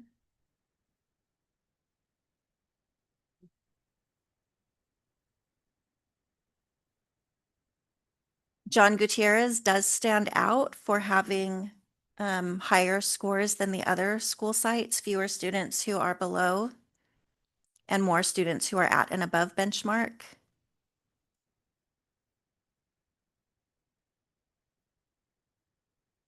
So you mentioned that you're going to be meeting with the consultants to kind of. The consultants and Okay, yeah. and they're going to come in and work with our principals as well. Yeah, and it'd be good if we can do like a follow-up just to, Yeah, absolutely. because it is obviously concerning to see the Mhm. direction. Yeah, I was hesitant to share this, but I thought, it's hot off the press. Let's Yeah. start talking about it, right? Well, Because I'd it's rather talk about it. important. Yeah, I'd rather talk about it than. I think like how you guys are saying, right? We need to know how we're getting these, but looking at them not by school, but by grades. I mean, ideally you would think, okay, a child starts school, how much do they really know, right? And as they progress, we would be expecting those numbers to get better, right? Mhm. And I feel like we kind of do see that pattern. And then 5th and 6th grade, we're kind of back, but then my process of thinking is like, well, at that level, things start to get again kind of more complex. Right? So that's how I am kind of seeing it, and like we don't, hopefully get more clarity of how they come. But I mean, yeah, it's numbers that I think any of us are kind of like, whoa, Yeah. where are we? And whenever we look just at the numbers, we're only looking at like the cover of the book, right? And so I'm showing you the cover and teasing you because now it's time for us to dig in and see what's on all of those pages inside and what that story is really telling us about our assessment practices, our instruction, our interventions for students who are below grade level. And I'm eager to learn more about that and then be able to bring it back and share it.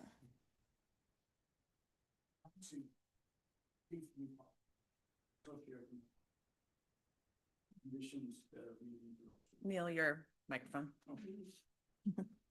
Well, when I'm looking at it, it seems to just reaffirm the the impact, the socioeconomic conditions that feed into these schools. You know, when I look at New Republic, I look at McKinnon, I look at John Gutierrez, you know, there's a clear difference between that and the other feeding program up from Santa Rita, La Jolla, up to Gavilan View. But once again, I think that helps us identify where the needs are, you know. I don't necessarily think that one school is any better than the other, but I just think the input coming in and where they're at in terms of students is English levels, reading levels, math levels before they come to us, makes a dramatic impact. For sure. And so I think this does help us identify where obviously there's more need and there's more work to do. But I don't think, you know, we can compare apples to oranges here either. You know, so I think that's informative in that way. Thank you. Okay, we looked at this one by school site.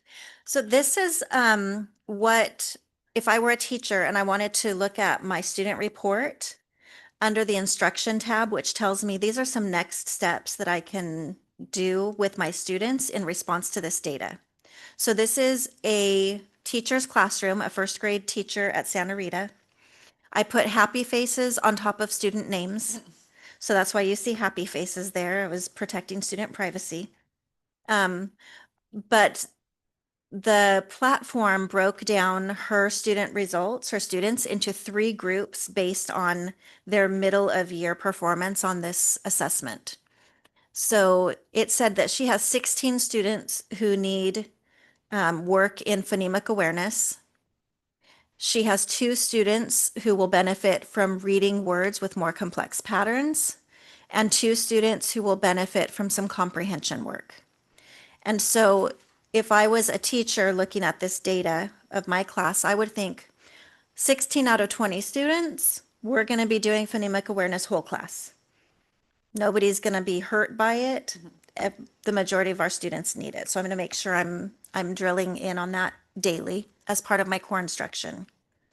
I'll also be looking at those students for some small group pullout to give them additional practice with the skills where they have some deficits.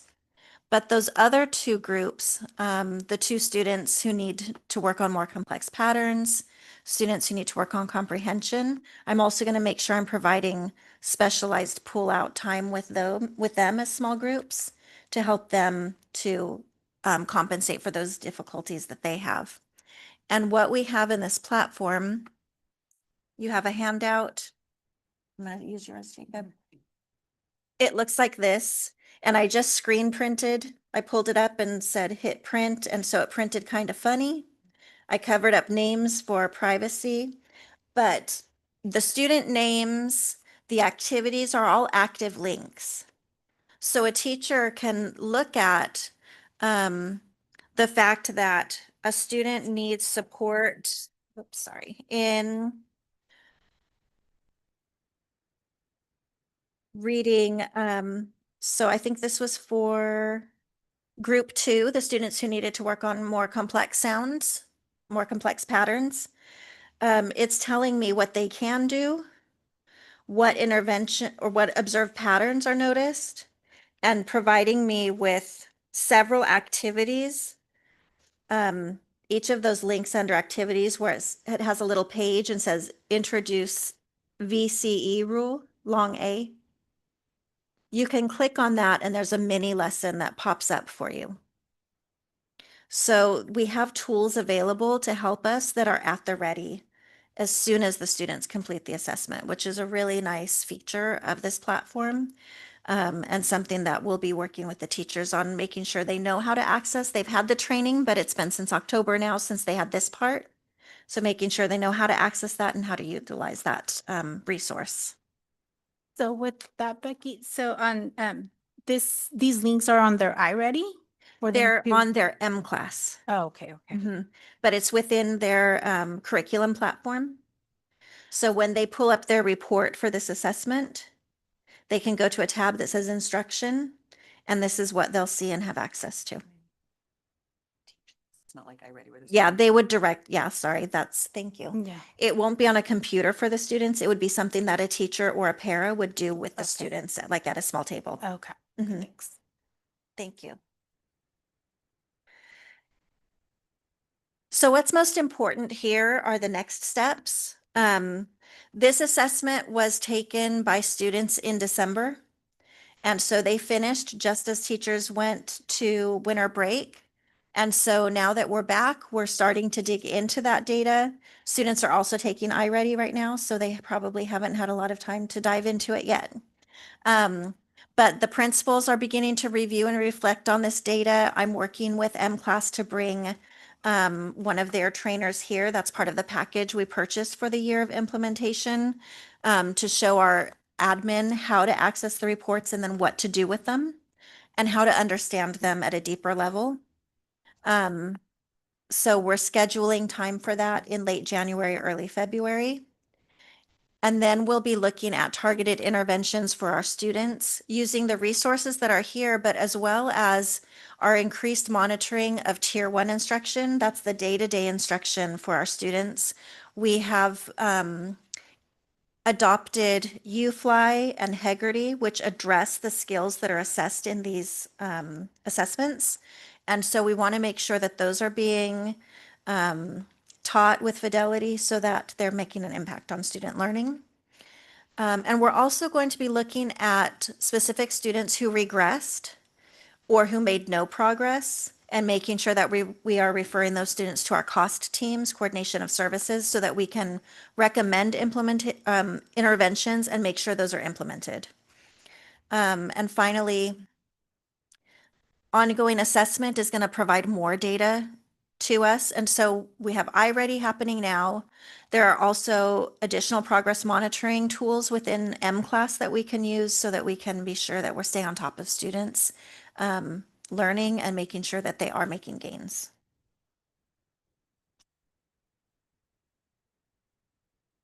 Before we go to that one, I guess once you guys find out more about like what students are regressing, obviously this data is not good, but we're here to support. So obviously we need to figure out what it is and then I guess give us a follow-up update and see what Yeah. needs to happen next. Which I'm sure you guys, the direction you guys are going. I just need to say definitely it out loud. I will definitely make sure Yeah. that I keep you apprised. Yeah, because I'm also curious to know what potentially is causing regression.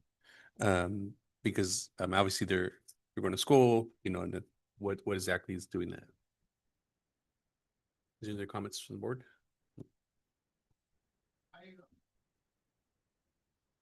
I don't know. Sarah, maybe you can help me out with this. Elba, maybe you two can. To me, it's like, at what point do our early learners, kindergarten, first and second, are we doing too much in terms of diagnostic, testing, this, that? Do we need to go back to a simpler model in terms of let's focus in on 3, 4 things and be consistent with it? And yes, do some diagnostic. But I don't know, maybe it's me, but sometimes I feel that there can be a point, and I hate saying it, but sometimes newer, different might not be better. And I just want to ask that question. I'm not saying I'm against any of this. What I'm saying is in the overall process of things, especially in early education, sometimes I have this belief that too much can be too much.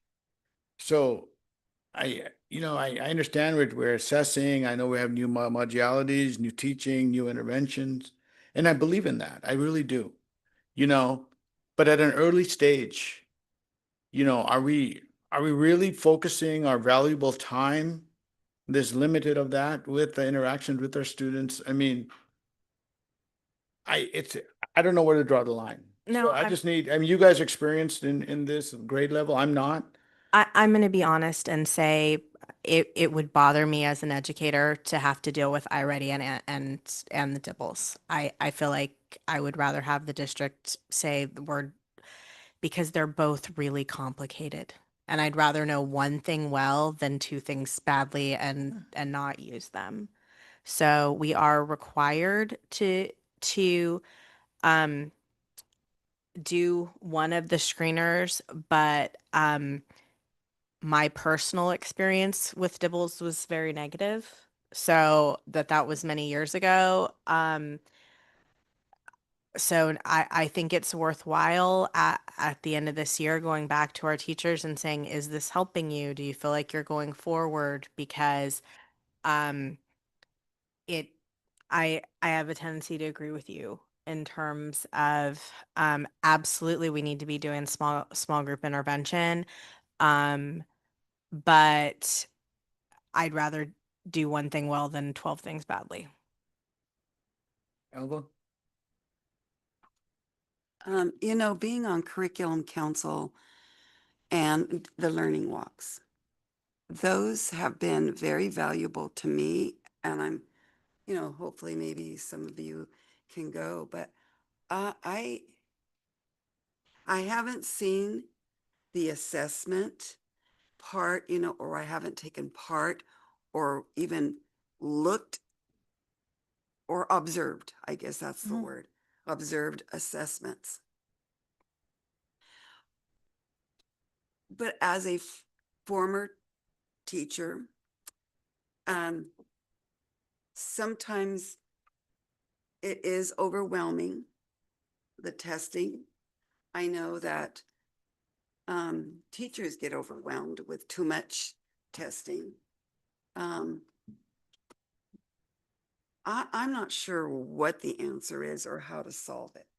I just know as a former teacher, it was very difficult to implement. See, we were doing 3 assessments, and that was tough. That was really, of course, one of them was just computer, but still, you know, it was not, I don't know. I'm not sure whether, you know, we should just go back to 1 assessment. Yeah. And then they have the state test also. So, but I don't take too much value in the state testing, but I am not sure. So Be honest. for M class, we're not required to do it K6, but it is required that we do the reading screener for the primary grades as of new state law for this school year. Yeah. And it does address absolutely just the literacy skills. iReady is more comprehensive, looking at the overall language arts and math. So if we were to give that up as the one that's, you know, optional for our district, we would be losing out on the broader picture, which is I was not advocating for getting rid of iReady. Yeah, just thinking. I was honestly, if I had to choose, I'd get rid of the doubles. And that goes back to many years ago having really negative experiences with it. But B, oral fluency, while it's tied to comprehension, is not always indicative of comprehension. Right. There are people who can read something beautifully and have no understanding of what they read. It also, for ELLs who need more time and are doing, you know, more mental translation, fluency is not an indicator that I'd be particularly interested in. It also, if you want good fluency scores, you have to practice fluency. And in other words, you have to have people reading aloud a lot. I'm not against that, but there might be something more profitable that you could be doing with that time. When I started teaching more than 20 years ago, there was a huge emphasis on fluency, and then we've really gotten away from it for the things that I just mentioned, and now it's sort of passing into vogue again. I'd be more interested in talking about, you know, what's the writing like? What's the conversations that are happening in the classroom? I mean, there's just a lot of higher bang for your buck pieces of information that we could be looking at. And I, you know, if we want to explore this later, that's fine. But yeah, in terms of, I'd be really curious going back to the teachers, like, is this piece of information helping you or not, in terms of what you're really looking at, in terms of if you have a child who can read fluently, in terms of they could read a passage to you and explain what it's for, and they have a really low fluency score, who cares? Yeah, and we do have the comprehension assessment as well. I chose 2 out of the 8 indicators just as a sampling because 8 was too many to look through tonight. But we do have more information to look at that we will be exploring as principals and then with the school sites and teachers and coaches as well. And I was just going to add, I know you didn't ask me, Neil, but as a longtime kindergarten teacher and a resource specialist, I think that one part of what there also the other piece of this is we have to change somewhat of the mentality around assessment. Assessment is just a piece of information. So I, as a teacher, get this information, I look at it, and then I take into account all the things that Sarah just said. Neil had a really rough day. We took this. I've seen him read fluently other places. I've already provided those supports and interventions. But for me, especially in my role as a resource teacher, when I did that for most of my career, what this data did is gave me pieces to look at. I could look at Neil at that snapshot from that piece and start to put together like all of those parts together. No assessment should define a student ever. And I think that's such a key piece. We don't want to overassess. And I felt like that as a resource teacher often because they were getting assessed in their classroom. Then I'm giving them assessment and then they're taking a state assessment that was there. And so I was always very cautious, like what can I pull in that we're already doing and take out what I don't need, right? So if I'm reevaluating a student and I'm looking at fluency, instead of giving them 10 additional tests, I'm looking at what's already there and what do I need to give me more information. But I think as a teacher, I took each assessment piece that came in and I determined what part that filled in of this student for me. And I think we need to, especially for our educators, moving them away from looking at assessment as a reflection of them, right? This isn't a reflection of you. This is a piece of information that you can use to get a comprehensive picture of a student. And that's that for me is a refreshing statement, exactly what you just said. And that idea is, how do you take that information and based on your personal judgment as a teacher, Absolutely, your professionalism, how can you incorporate that to guide you without feeling penalized, having that additional burden, that additional pressure, coming from admin or whoever it may be. And so I hope that notion that you're talking about is translating to the psyche of our teachers at that level. I myself as a teacher, when I get these assessments, there's that pressure there. Perform, perform, perform, move this over, move this group over, move this group over. When reality, exactly what you just said, and that is we need to reframe this idea of the word assessment to be a negative, holding accountable, do or die type of situation into more of informative. We're not going to hold you to it. This is to help you guide your instruction without penalty. And without a negative assessment. So I thank you for that refreshing point of view. But my main concern is making sure the teachers know that, and making sure that all the admins, are making sure that's reiterated. And that really is what the purpose of these assessments are. We're getting different information from these 2 assessments. This is really drilling deeper into literacy, where we know we've had long-term struggles for our students, and we know that our students can learn. And we know that our teachers are doing everything that they know to do because they believe that and want that too. So if we can gather this information and provide some additional tools with support on how to implement them from the coaches, from their admin, as collaborative teams, I think it's going to help everyone to feel more successful. As a teacher, when I would see results like this, where my whole sheet was red, it's was like a knife in the heart, but as a teacher, and I know all of our teachers are the same because I know them and work with them. If we don't know what to do, we don't know what to do. But if we have the information and then have support and tools to help us, it's just a matter of identifying how to organize the time in the day, which is always limited, and the resources that we have. We're very fortunate in this district to have paras at the elementary schools that a lot of our districts don't have. And really being able to effectively use those paras to help with this is going to be critical, I think. And with these mini lessons that are available, a para really could look at them. They're very easy to follow and pull two students for 5 to 10 minutes and give them that little extra boost. If they know when to do it and the teacher can just provide them with the information. So we're going to look at lots of ways to support our staff so that they can support our students. You know, as a teacher, I just really quick comment. I always did the BPST. Hmm.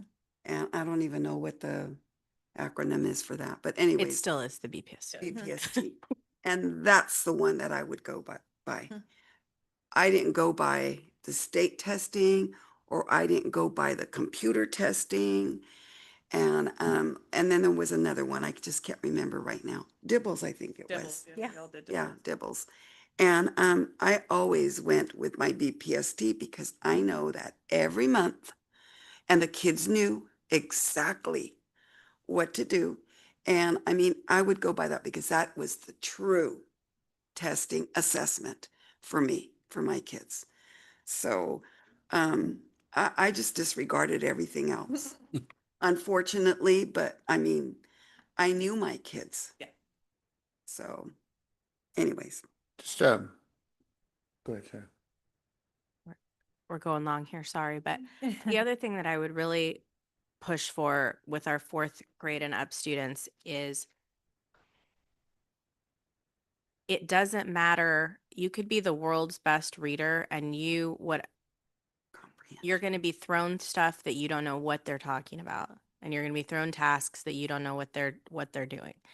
And talking to our students, creating projects, creating partnerships. I mean, all of us here sitting here have been through grad school where you have your one friend where you're like, I don't know what it means. What do you think it means? You know, trying to cobble together how you complete this task. And it's really talking to our students about, you may be at a level B and it's a level L task, but maybe as a level B, you're going to do better on that level L task than somebody who's level L because you put in more work, that you figured out how to do it. And that's what I want our kids to be graduating with, that there's no task too hard for you because we've taught you the resources, that the ways to depend on each other and figure out how to get there. And how to persevere. Because that sometimes is a challenge, is how do I persevere and keep going at something where I don't feel successful right away? Yeah. Were you gonna shoot? Thank you. Yeah, just one last comment. You know, I'm trying to take a bird's eye view of, you know, of our grade levels. And to me, it seems like, you know, we get students when the kindergarten and 1st grade, and they stay within our system.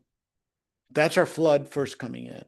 We have another semi flood coming in with 7th grade with those students who didn't part of our district, but they do join us. So, but we have the law, you know, of returns that can kick in, because if we really want to make a difference, to me, the logic sense would be, okay, we know we have a group that coming in that are going to be consistent with us for 5 years for sure, another coming in at 7. Why not flood the system with kindergarten and 1st and possibly 2nd with way additional support that could pay off with that group moving along year after year, and all those grades benefiting for those grades later on, and another supplemental support in 7th, flooding that in. It seems to me that will create a lot of the gaps in education, because if we don't address all or the vast majority of students in K1 or 2, those gaps are consistently needing to be filled in grades 4, 5, 6, 7, and 8.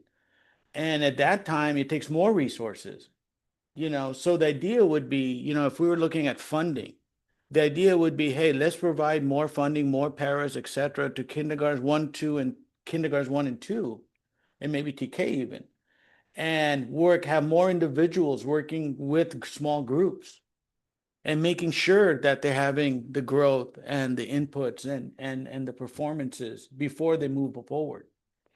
rather than scattering our paras and scattering our resources throughout all the grades. Because maybe it's just me, maybe it's the logical part of me or the business side of me or the mathematical side. But that's the way I kind of think of education sometimes, especially when we know one grade goes to the next, goes to the next. These are ours. You know, they're not leaving us in between. The vast majority, once they start, they finish with us. You know, but if as a teacher in ninth grade, I always feel like I'm making up for all those gaps for students who missed out on something in second, something in fourth, something in fifth. And they're all different. You know, different areas I'm trying to fix it, you know. But if we could have controlled it right from the kindergarten and first, making sure we provided those resources, those efforts, yes, it would be expensive, more costly. But wouldn't that benefit us in the long run rather than sporadically just, you know, okay, this side gets one para, that side gets one para, whatever grade, you know? These are our students. We're going to keep them for those years. You know, why push off one problem to another teacher and then to another teacher and try to fill in the gaps along the way when we could have a more solid base that could continue moving through? It's just an idea. You know, obviously it's a funding issue, you know, to a certain degree, but just something to think about as a board. I mean, I just want to throw that out there. Yeah, maybe we can have that as a future discussion item. Yeah, in I'm just depth about it. I'm just trying to, you know, thinking outside the box here a little bit, but to me, the foundation has to be strong. The foundation has to be strong. You want to build, you better have a great foundation. You know, if you have a skeleton as a foundation moving up, then you're going to be constantly fixing broken bones along the way. I also just wanted to remind our community that we have a ton of interventions available to support as well. So we have during the school day interventions happening. We have after school tutorial by certificated teachers, and we have Saturday Academy, and our Saturday Academy enrollment is decreasing, not increasing. So we want to make sure that, you know, our community knows as well that these supports and interventions Yes. are out there and that they're specifically designed to address what we find in this data. So, and to our, you know, our staff as well. Yeah, I was thinking about that as well because I was like, Saturday Academy is going low, but at the same time, Right. more intervention that's being needed. So I'm like, that's kind of a Yeah. missed opportunity. Yeah, I think before we move on, I think that's what I was trying to articulate was for staff and obviously it's communicated that, I mean, it's not good to see this, but at the same time, I'd rather people have a positive outlook and not a positive outlook in the sense of like, hey, let's figure out how to get there as opposed to, so, yeah. Okay, I know we have a long agenda, but I do want to have that as a future agenda item. So when we meet, yeah. I made a note of it. Okay, thank you. Yeah. Okay, I'm going to talk very briefly about human resources. And it is the time of year for staff recognition. And so as we've done in the past several years, we are looking to honor our educators and support staff through the Teacher of the Year and Classified School Employee of the Year program. Nominations are due at the beginning of February, so that's just a couple of weeks away. And the Employee of the Year celebration will be on May 8th. So we'll make sure that date is included in the list of upcoming dates for board members in case any of you would like to plan on attending that. And this is just like it's been in the, oh no, it's not. This is the Educational Leaders Institute. Claudia tricked me. So we are excited to provide some training for our classified management through AXA, Empowering Excellence in School Operations. And so this is for an institute for Chuck's assistant, right? Our supervisor of nutrition services, our supervisor of MOTF, and what is Hussam's title? Manager for technology. I don't know all their titles, who are going to attend this conference in February in order to strengthen their leadership skills within their departments and better enhance the services within our school district. So Dr. Katis gave me a script that I'm supposed to stick to say that we stay on time for attendance and attendance recovery. So before we move on to the slides, I just want to really focus in that attendance continues to be a focus priority for us. You may have seen in state data that chronic absenteeism across the state increased. We are an outlier from that. We're doing better, but you'll see that in just a minute. So when we're looking at this slide here, you're going to see our chronic absenteeism, which is defined as missing more than 10% of the school year. So chronic absenteeism would differ if a student started other than a time at the beginning of the year, right? So it's based on the time that the student has been enrolled in the school in that school year as well. So I'm not going to go through the chart for you completely, but you can see that these are the areas of attendance that we look at. So excellent, satisfactory, manageable, chronic, and severe chronic. We're really reinforcing and praising our students who are sitting at the excellent and satisfactory areas of attendance. In that manageable rate, we're jumping in there early to make sure that we're providing supports and interventions. And then we're really dedicating our efforts of our community liaisons, our clerks, and our assistant principals around the chronic and the severe chronic areas overall. I want to make sure that I get all the points that Dr. Katis told me to focus on. So in the first semester, California attendance data through December 19th, our current district-wide chronic absentee rate is 12%, which includes students in the chronic and severe chronic categories. This represents a 0.41 decrease from last year, where our rate was 12.41. While overall that improvement may seem modest, it reflects steady progress and indicates that our attendance strategies are having an impact. The majority of the students remain in the excellent and satisfactory attendance category, and it shows us that we are clearly identifying the supports that the students need overall. So some of the trends and patterns, in addition to the overall rates, we are closely monitoring trends across grade levels, calendar patterns, and student groups so that we can make data-based decisions and strategically target support. We continue to see patterns for our students missing on Mondays and Fridays. They book into the weekend, as well as the month of October, which is interesting because the month of October, you'll see in the following slides, is also our biggest discipline month. So I don't know what happens in October. We continue to see patterns on Monday and Fridays, and by grade level absence are much more pronounced in our early grades, kind of going back to our previous conversation. So when you look here, you'll see that our students who experience the most absenteeism are our transitional kinders, followed by our kinders, and then our first graders. So there's definitely a correlation between that chronic absentee rate and some of that data that you may be seeing around student progress as well. And then we see that our 7th and 8th graders start to kind of pick up with their absenteeism or missing school as the year progresses and they get a little further along in the year. Jacob? Yeah, quick question. Okay, the reason is like illness or medical. So when it looks like at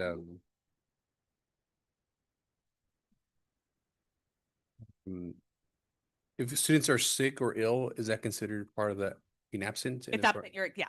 So Okay. chronic absenteeism does not take into account if an absence is excused or unexcused. So there's, you have excused absences and unexcused absences. What chronic absenteeism is a student has missed 10% or more of their school year, of their time. It does not matter what the reason is. And the reason that that's an important number to monitor is rather a student is missing school for an excused reason, like they were ill, or an unexcused reason, like they went to Disneyland, they still missed instruction. And as a school, we have a responsibility to make sure that we're helping them make up any instruction that they've lost. So that's why the state looks at chronic absenteeism. They don't care if it's excused or unexcused. Okay. Overall. By chance, do we have this by, it doesn't have to be right away, by a grade level? Yeah, so Okay. I can give it to you by grade Yeah, level. no, it's not a rush. But Yeah. what you'll see, what you'll see in, like I said, in this slide, I can give you the percentages, but we know for is very clear when we look at the data is that TK, Kinder, and First have the most absences. And again, you may know that students do not legally have to attend school until they turn 6 years old. So we're still looking at them for that 10% of absence, but there's not a requirement for them to be here. So if a student, and we'll get to that a little bit when we look at what the supports and interventions, we cannot tag a TK or Kinder student for being truant because, well, unless they turn 6 in Kinder, because until they're 6 years old, there's not a state requirement for them to be in school. So we see parents take a little bit more leniency with absences because it doesn't hold the same weight. And look to Sarah. At that age, do kids get sick more frequently in the younger grades? Yes, they are in fact sick. Like they're just getting exposed to the new germs. And I think, again, go ahead, Sarah.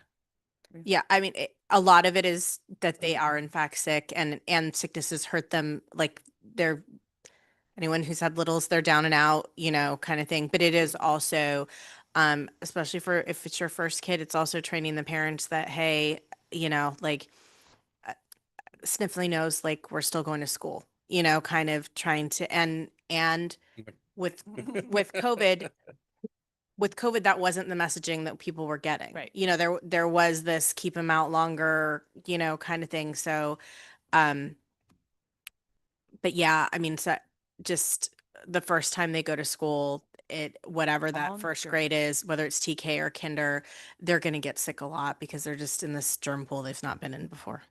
And I think, again, what's important about this data, just like the academic data that we were talking about, what chronic absenteeism data is a message to us, right? So when we're looking at a TK or kinder student who's been chronically absent or whatever the grade level is, it should trigger to us as a school. We need to support that student in making up the information that they lost. That's it, making up the learning that they lost. So again, it's not about punishment, and Dr. Katis and I's perspective around attendance is not around punishment. And you may have seen there's a new regulation that came forward that families can no longer be fined. It used to be that families could be fined or be issued a bench warrant for attendance and truancy. That law has changed. So it's a really focused on supports and intervention. So when we're looking at our chronic absent students, those are the students we're targeting for Saturdays or after schools or during school interventions to make sure that they have the opportunity to make up the learning that they lost, regardless of what the reason was for them overall. This is by the student groups. So you'll notice that our highest group for chronic absenteeism continues to be our special education students. We've seen that trend for quite some time. Kind of going back to what you said, some of our students have chronic health issues. That's part of what's qualified them for special education. So that may be impacting it. There's lots of reasons. It's late, so I won't go into all of them. But overall, we did see a decrease that we have targeted supports and interventions around chronic absenteeism with our special education students, and we saw a 1.98 decrease in chronic absenteeism. So it's moving in the right direction across the board overall. These are just some of the actions. I'm not going to read Dr. Katisa's script. These are some of the actions that we've taken. First of all, it's really about early notification to families that students are at that chronic point and what missing 10% of your school year means. And then providing the supports as well as that positive messaging for students who are attending school and those students who are attending after a chronic episode, right? So a student may have been chronically absent. We provide a support and intervention, support the family, and then the student returns to a normal state of attendance. We're making sure that we're sending out those positive messages overall. We want to identify students who are at risk of chronic absenteeism early on so we can address the root cause. So if it is a health condition or a mental health condition or it's access to school or it's transportation, we can start to provide those supports and interventions. We're doing attendance conferencing and attendance planning with students. We're offering those recouping opportunities through all of those interventions that I've mentioned several times, and you see them up there. Rather that Saturday, our migrant program. In process, we also have a ELOP teacher who is a special education teacher who will be doing attendance recovery with our SDC. So if you remember to do attendance recovery, it has to be a teacher credentialed in that area. So it can't be a paraprofessional. So we've been able to bring on a retired MCOE teacher who will be supporting our SDC students and after school programming as well. So to date, this year, we've held 83 conferences district-wide for students who are experiencing chronic absenteeism. 11% of our elementary students have improved their attendance post-conference. 1% of our middle school students have improved, though that number may not seem huge. It is an improvement, and we're going to continue to work on the focus and why our middle schoolers are not attending school. And then this is the part that is important as well. So those ADA recovery efforts, so chronic absenteeism is about student learning and making sure that students have access to the supports and intervention to recoup that learning, but it's also about funding. When students are absent, regardless of the reason, excused or unexcused, districts don't receive the funding for that student for ADA. And so through our attendance recovery efforts to date, we've made up 500 days, and which equals about 37,500 in ADA recovery overall. And then The state put into place this year a new banking system. So basically, if a student attends Saturday, but they have not been absent yet, they can bank those days so that if they are absent due to illness or something else comes up, we can use those days for that student going forward. So our students have banked 384 days. Now, we can't cash those in for ADA if the student's never absent, but if any of those students are ever absent, we have that bank of time for them as well. So that's a nice little addition that the state added this year. Cindy, did you have a question? Yeah, I have a question. With that recovery, all students are included in that? You know, like you said, obviously for many different reasons, you know, special education being one of them and, you know, illnesses and all that. Are those opportunities provided for students to make up those type of? All students are invited to all of our interventions. So after school tutorials, Saturday Academy, They they're have there. the support and all of that for any. So then what we're doing, so Dr. Katisa has been working directly with the principals to identify the students, for example, for after school tutorial. So we're looking at students who have been chronically absent because they oftentimes also have learning deficits in specific areas. But we have some students, and I don't want to brag, I was one of those, I was a truant student myself. Especially in high school, I didn't go to school very often. It's why I ended up graduating early. They were like, graduate her or she's going to drop out.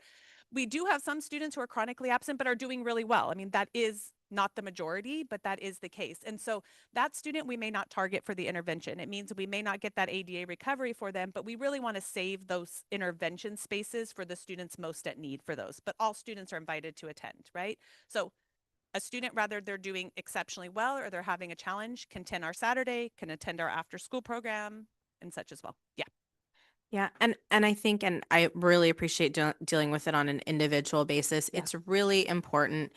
You know, at one point I was a kindergarten teacher with a chronically absent student, and things snowball upon themselves because the less the child is there, they come back, everybody else has learned things or they know how to do all these new routines and you don't. And it becomes then now this place that was safe for you becomes scary because suddenly you can't do it. And then, boy, maybe you don't feel sick, but you're telling your parents you're sick because you've learned that that's a way to not be here. So just really those supports are really important in dealing with what's at the root of what's happening with individual families really makes a difference. I agree. And just keeping in mind, like even the DI program that I shared with you is an ADA recovery option for our students. So if our students have absences but they're interested in engaging in some of these other higher level activities, we can use that because it's led by a credentialed teacher as well. Okay, student discipline and interventions. So just looking at where we are in terms of our suspension for this year. To date, we have a total of 34 suspensions. We're down about 10 suspensions from our previous year. So there's more. We had a data discussion at the county office, and it's really challenging for me that school climate is based on like one data set, which is suspensions, because there's so much more that goes into it. So I don't gauge necessarily a reduction in suspensions or an increase in suspensions to be the full picture of how our campuses are doing. So with that, what I know is our suspensions have gone down because our students are having less discipline overall, and that's the better measure. So at the elementary level, when we're looking, again, we're looking at each of these categories. When we're looking at our suspensions, there were 5 elementary special education students and 7 middle school special education students that were suspended. And the reason that I put that on here for us to look at is that it is an area of disproportionality for us. And so the state's looking at those as well. So the percentage of special education students suspended is greater than our percentage of special education students or the suspended students who are special education. The special education team and I are working very closely to address this disproportionality. And a big piece of that is really looking at, is the behavior being accounted for, or the reasons for the root cause of the behavior being accounted for within the IEP and the supports that the student is provided. And so you can see there's one special day class student. There were 9 students who were receiving resource support, and then 2 students who were on a 504 plan within that. By grade level, you can see there that the majority of our suspensions are happening at our highest grade level at 8th grade. And so we know that sometimes being the elder on a campus comes with some of those pieces. And then when we look at race and ethnicity, this is not an area of disproportionality for us. Even though the majority of our students suspended were Hispanic, it still was within our percentage, we're 91% Hispanic right now, and that percentage is less than that. So we are not disproportionate in the area of race and ethnicity. We've had 30% of our students attending our alternative to suspension program, and that we've had 6 students who have had 2 suspensions. We had no students with more than 2 suspensions. And if you remember that part of the role of our alternative to suspension teacher is to case manage all suspended students to make sure that that recidivism rate is going down. Because there's a big difference if you're seeing 34 suspensions and a student is being repeatedly suspended 6, 8 times in a year versus a student has a behavior, there is a suspension, and they're never coming back to being suspended because we've addressed the root cause. So our recidivism rate is very low. We do have the other area of disproportionality for us is that 78% of our suspensions have been male students, and our population is 49% male, 51% female. So almost double the percentage of male students are being suspended as female students. And so when we're looking at that and that disproportionality, it's really about also looking at our own internal bias around behavior, right? Are we identifying male students for more exclusionary discipline than we are our female students? Because data tells us that it should be proportionate in that. So my team, my RP team really dives into that and who are those students and what were the reasons as well. A big percentage of these 8th grade suspensions have been for repeated vaping incidents. We do have our drug, alcohol, and tobacco counselors, and it's important to know that students are not necessarily suspended on the first offense for being in possession or under the influence. They're in our other means of correction. They work with our DAISY counselor and complete that program. The state also just adopted a new free of charge program as another means of correction for tobacco or marijuana in students, where we can do referral directly to state supports and they work with the student and the family. So we're really focusing on the vaping epidemic. Currently, we have Montage Health coming to our middle schools as well as one of our elementary schools, 2 doctors who are their addictive medicine specialists coming to do assemblies for our classes as well. And then I've spoke to these, so I'm going to call out just a couple. So these are some of the interventions that we have in place. We have an amazing restorative practice team. And as you know, we received a $100,000 restorative practice grant just for Gavilan View Middle School. And I'm so excited because Coach Al from Mindset Academy has taken on that role for us. And they had their staff meeting yesterday. Staff are super excited. And Coach Al and his team will be on our campus here at Gavilan View meeting the goals around our restorative practice grant starting next week. They do the launching assemblies, and then he'll have a staff member, a male staff member and a female staff member who will be there 4 days a week split to support us in those goals. So we're really excited that Coach Al's back with us. We also really make sure that our staff have been trained in trauma-informed classrooms so that they're identifying when a behavior is related to a trauma. We're building those early skills and interventions through our second step, Tier 1 and Tier 2 SEL programs. And starting in January, we have CSUMB school psych students coming in to do additional lessons as well.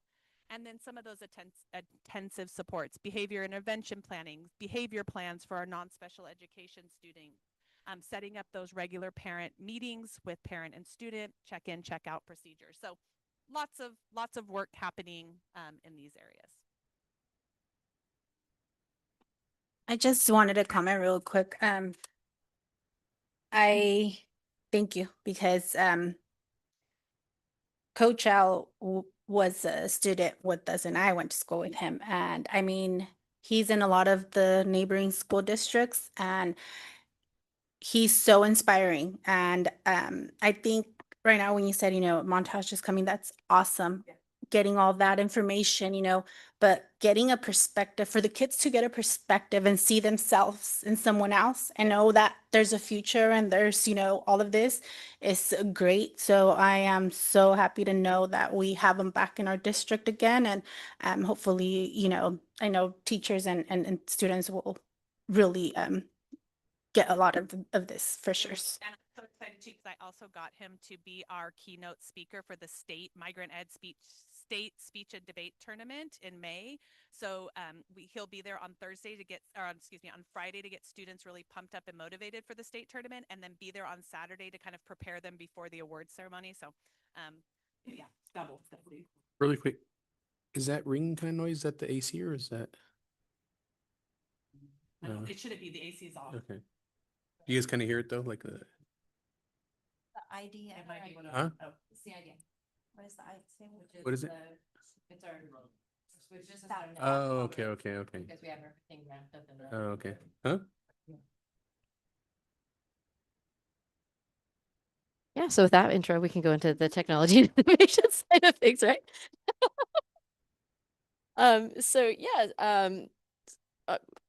So what we have for our first piece is our IT department portion where we're talking about our network and security supports that we have. And one of the things we're most thrilled about right now is welcoming our new technician, Jonathan Fordham. You see him in the background there.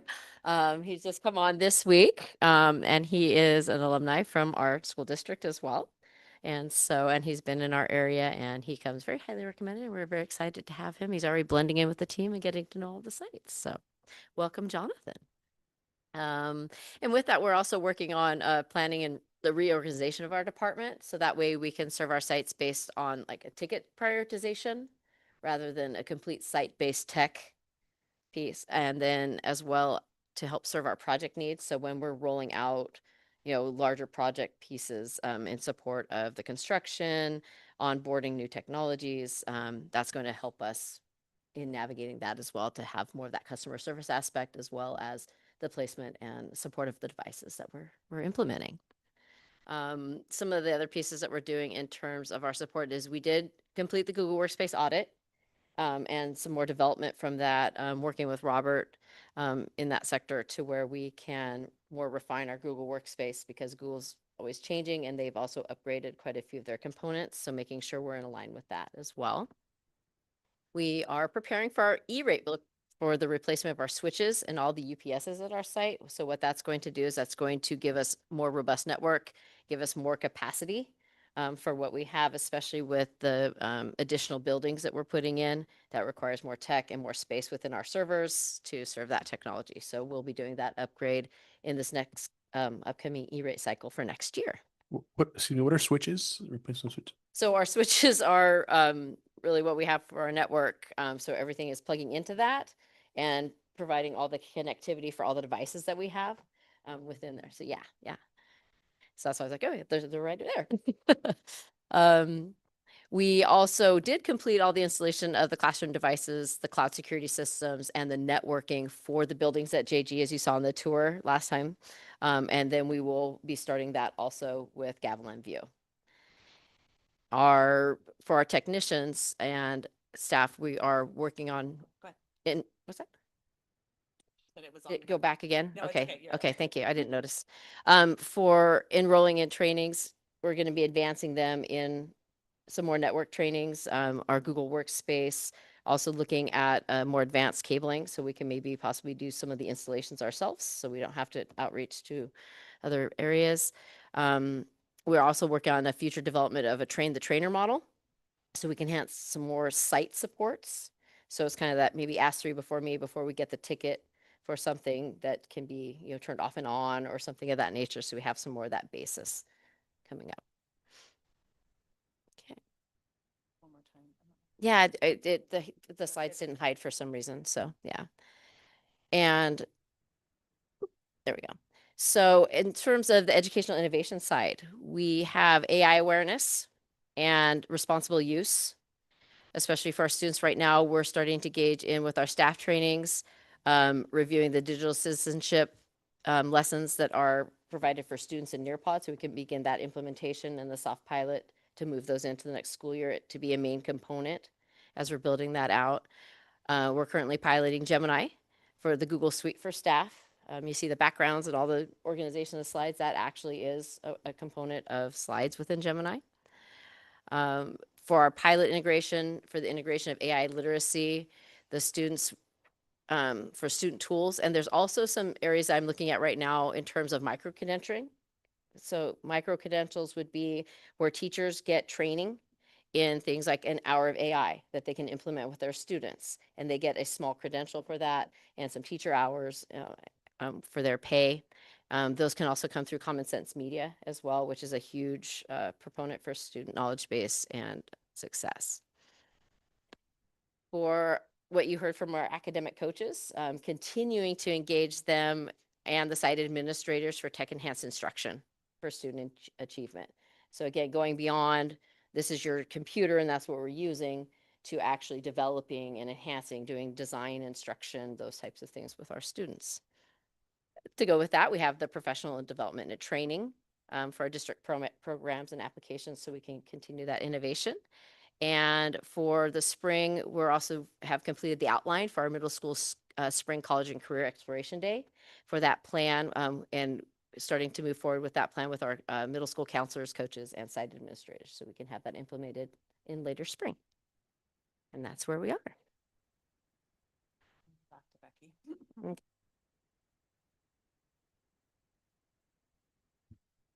I'm going to speak very briefly on behalf of Victor. So we're going to look first at completed projects. I'm not going to read through all of these, but just a couple of the highlights. The solar repairs district-wide are completed. The lighting in the gym at GV has been replaced, and that's made a huge difference, especially for evening time athletics. We have the installation of the washer and dryer at the Family Resource Center at Santa Rita, which is great for our families. The installation of the new fire alarm panel at Santa Rita was a big need. The entire neighborhood thanks very much. And so that is complete. And when we did our learning walks at La Jolla yesterday, we were able to see the new restroom that's been installed there. So that's exciting news. And you can read through, oh, the other one I wanted to highlight was the installation of the electrical for the new refrigerated water dispensers, something that a student had brought up at one of our town halls as a need. So that's in progress, yay. And then ongoing and for upcoming for the summer are these projects.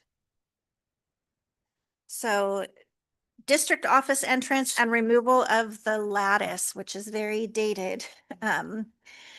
We're looking at the installation of new classrooms at Gavilan View coming up before too long. The replacement of the old RIF building that we've been using for storage here and associated site work. Camera, GPS, and card reader finalization for the buses and the White Fleet is an exciting project. Updating the old restroom at La Jolla for staff use. So that'll be great for our employees. And then MCOE will be breaking ground before summer break for their new designated space at La Jolla. So that's also exciting news. All right, Chuck. Bring it home, Chuck. Poor Chuck. Hold on, Chuck. Before you start, Chuck, I just wanted to ask about the washer and dryer at the Family Resource Center. So just explain a little bit, really quick. So through MCOB's homeless services, we were able to, they purchase it's actually a washer dryer combo in one. So it can be used if a family, for example, if a student who's in need, we can wash the clothes for them and turn those home with the student, because oftentimes our students who may be experiencing homelessness may not have access to changes of clothes. Okay. We can wash clothes that have been donated to us so that we can supply them to the health aide, for example, who are students who may need it. Families who are experiencing homelessness can work with Blanca and come in and do laundry within the facility as well. So it's for access to our families to make sure. I don't want to waste more time, but I'm going to share with you. I think I shared with you, it was a school district, a high school district that had several students who were experiencing homelessness, and they thought that students weren't attending school because of transportation challenges.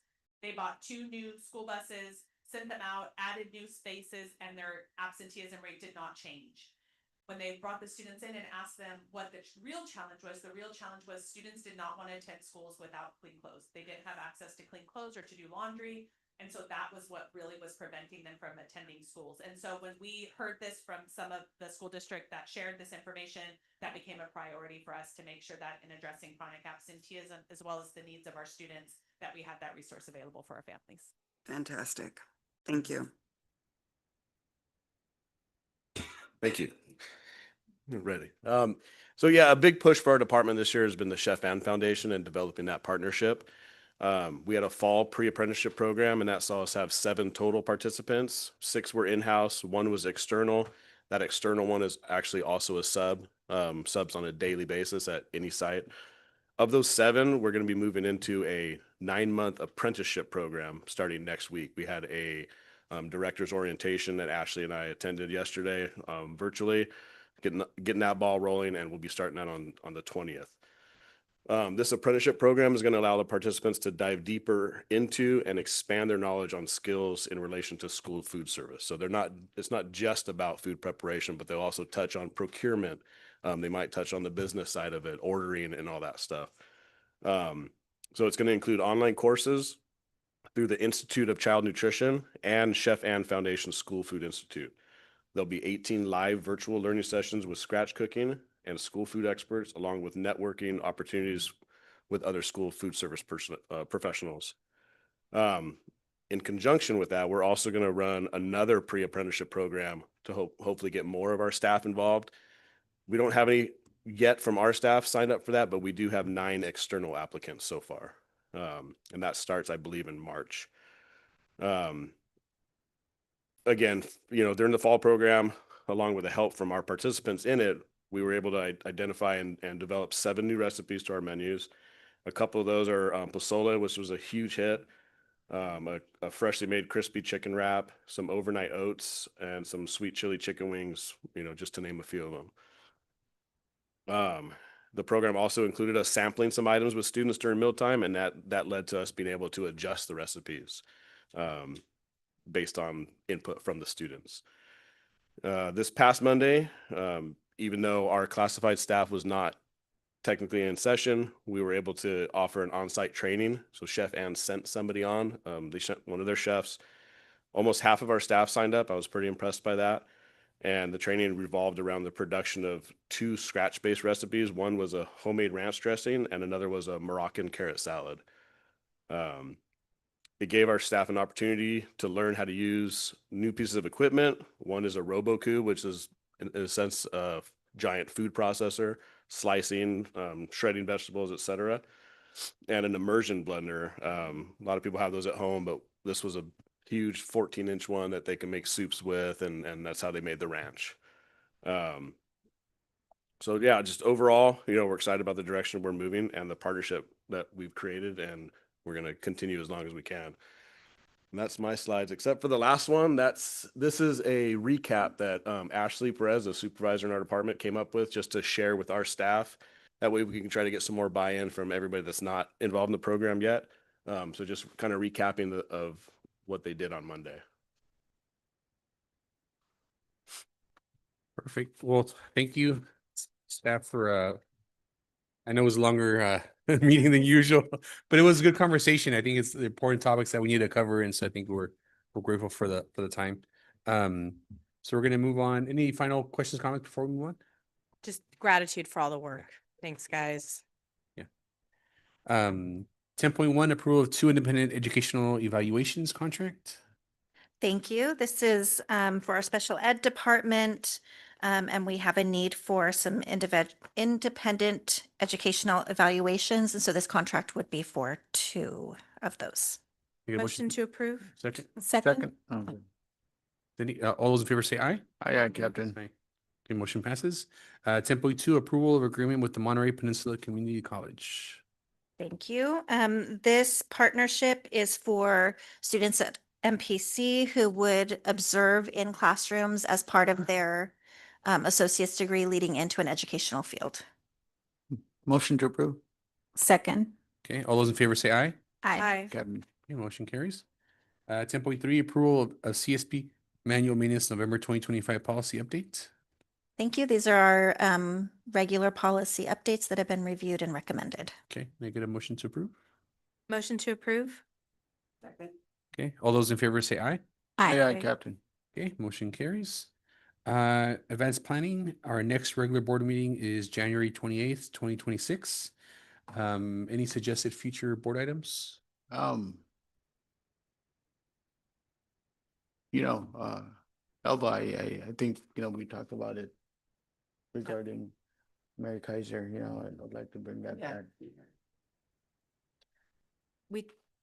We talked that we would like to have like just a little tiny tribute, kind of like we did here to Mary Kaiser, our long-term board member who had passed away, and just someone that we potentially would have included but did not. Okay. And I think It's her the- birthday today. Yeah. Oh. Yeah. And I think the rest of you took notes as far as just follow up on the scores and then eventually having a conversation, not right away, but about what you had mentioned about more investment on the K through second grade level. With that, can I get a motion to adjourn at 8:27? Motion to adjourn? Second. All those in favor say aye. Aye. Motion carries. Have a nice evening, everyone. Thank you. Yes.